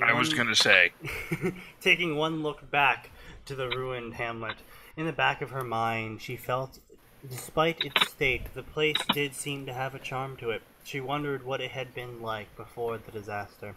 It was difficult to imagine in the place filled with life, children playing while the blacksmith hammered a new blade or a merchant set up his wares. Even in her nicest mental image, this place seemed to smell of decay and occupied only by the bold and foolhardy.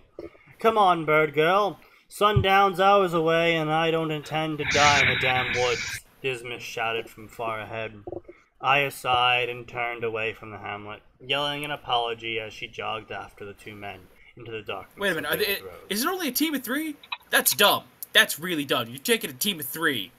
It's That's the old asking road. for trouble. I don't care if it's the old road. Still asking for trouble. You don't have a dedicated healer. Darkest Dungeon, but everyone has blasters and lightsabers. I'd read that. There you go.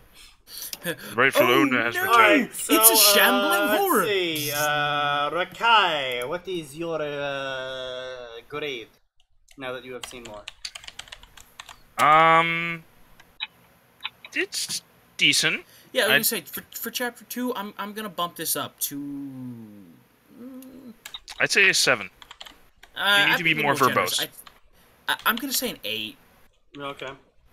Definitely gonna move it up to an 8. And while not necessarily a fault in and of itself, nothing's really happened yet. I might have spent a little bit less time trying to establish characters and done a little bit more establishing that on the road.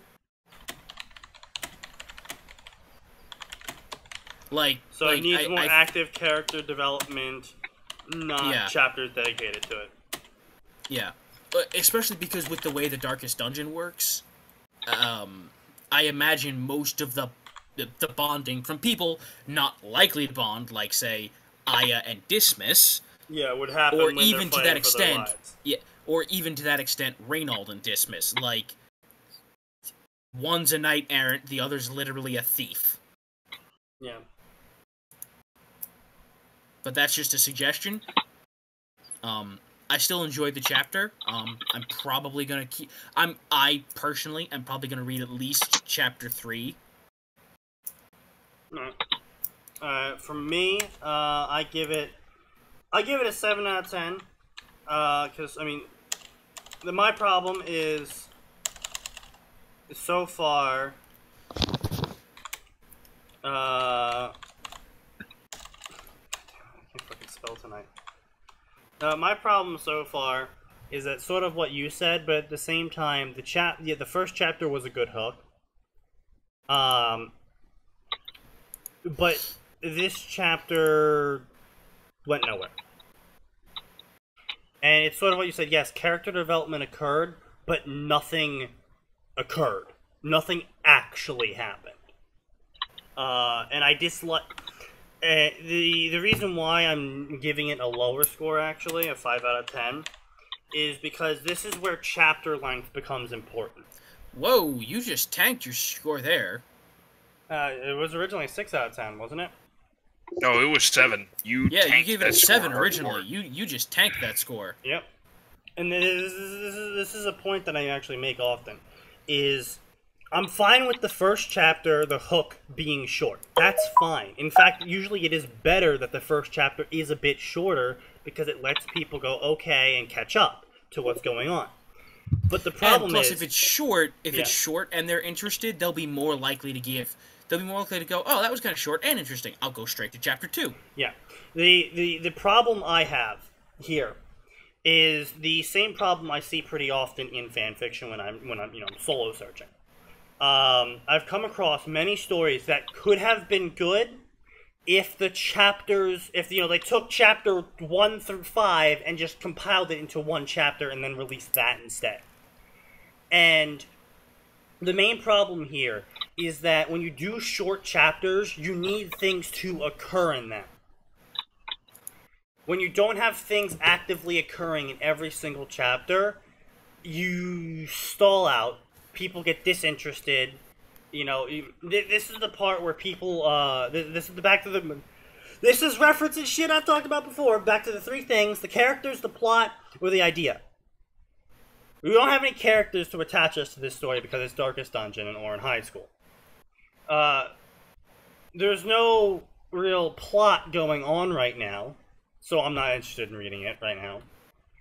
And the idea, while interesting, is very niche and doesn't matter to me. I mean, that's my criticism of this, is that you need one of those 3 for people to continue to read your story. And like for you two, you're interested in the plot because you know Darkest Dungeon. And you want to see more Darkest Dungeon. Yeah, well, and like I said, in my case, I'm mildly intrigued by the idea of, oh, it's Orin High School, but Darkest Dungeon. Yeah. That in and of itself is enough for me to go, oh, yeah, so I wonder how they're going to do this. Yeah, so for you, it hits 2 of 3. But yes. For me, I don't care about Orin High School. While Darkest Dungeon, I certainly wouldn't shy away from reading a story with that. The problem here is that Darkest Dungeon is about action. And then character development after the action and how they all react, I suppose you could write about that. That would be fine. But the main problem there is there was no action. And this was more or less what I call a fluff chapter. And this happens very often when you have very short chapters of, you know, it's a 5-chapter story right now, and we're at 13,000 words. That's around an average of, you know, 2.3-ish words per chapter. That doesn't give you a lot of room.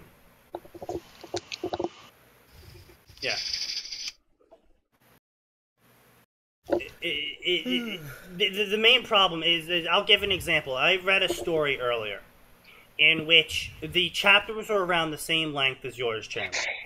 And it took him 4 chapters to leave a room.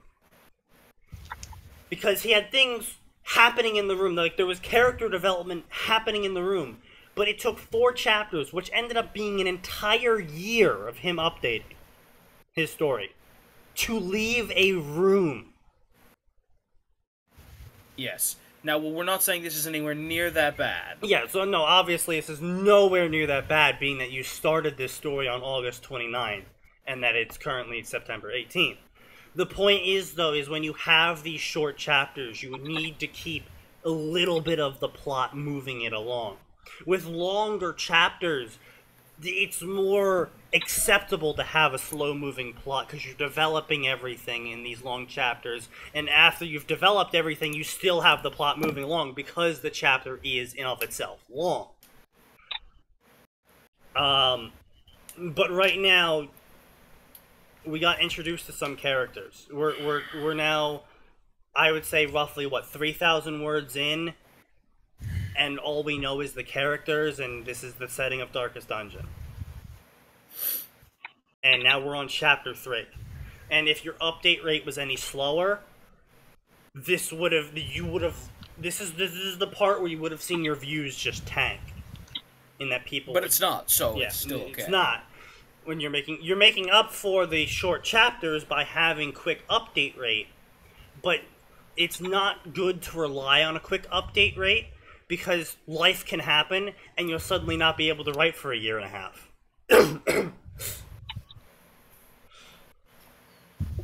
Like somebody I may or may not know. But that is why I score it more poorly. Is because... Oh. Huh? What, Max? That sounded like it was aimed at me. No, when I'm we've talking been about stuck. myself. Okay, just making sure. I've only had, I never like, you know sometimes. 2 hurricanes, some family drama, my sister getting kidnapped. You know, it's minor. I'm sorry, what was that last one? Family drama. No, we'll talk about that later. Off stream. Let's wrap this up. I want to get my dinner. Yeah. Alright, so short chapters, don't move story long.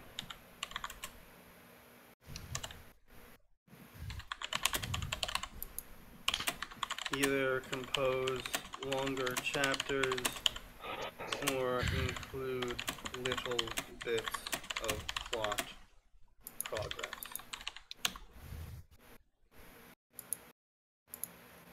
Yeah, don't worry, Chairman. He's tough on everybody. Yeah. Yeah, I was going to say, also bear in mind,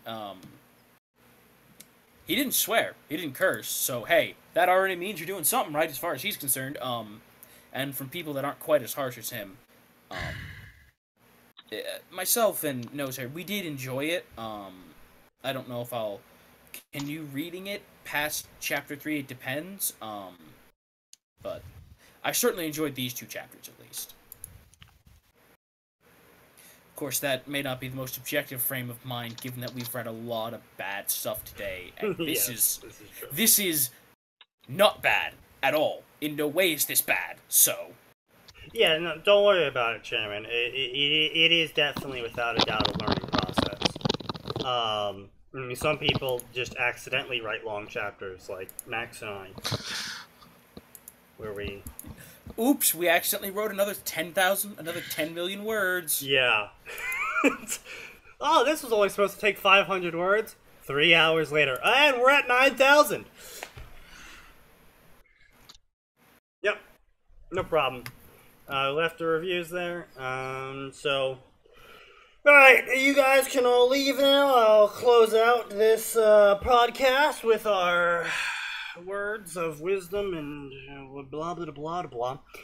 Alright, so that concludes today's, which is Tuesday's, podcast of Fanfiction Contempt Theater 9000.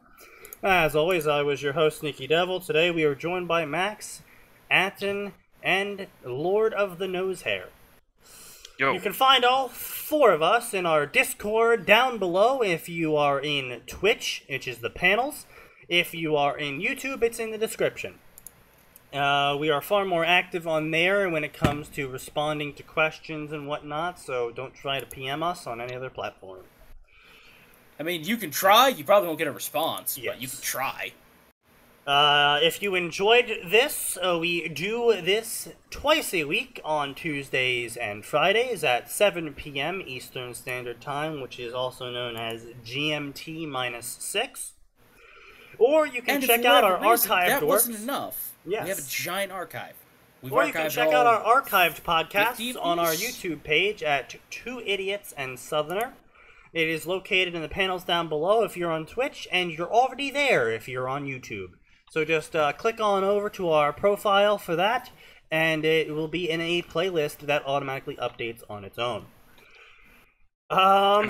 Is there anything else I have to say? No, that seems about it. We will see you guys Friday at 7 p.m.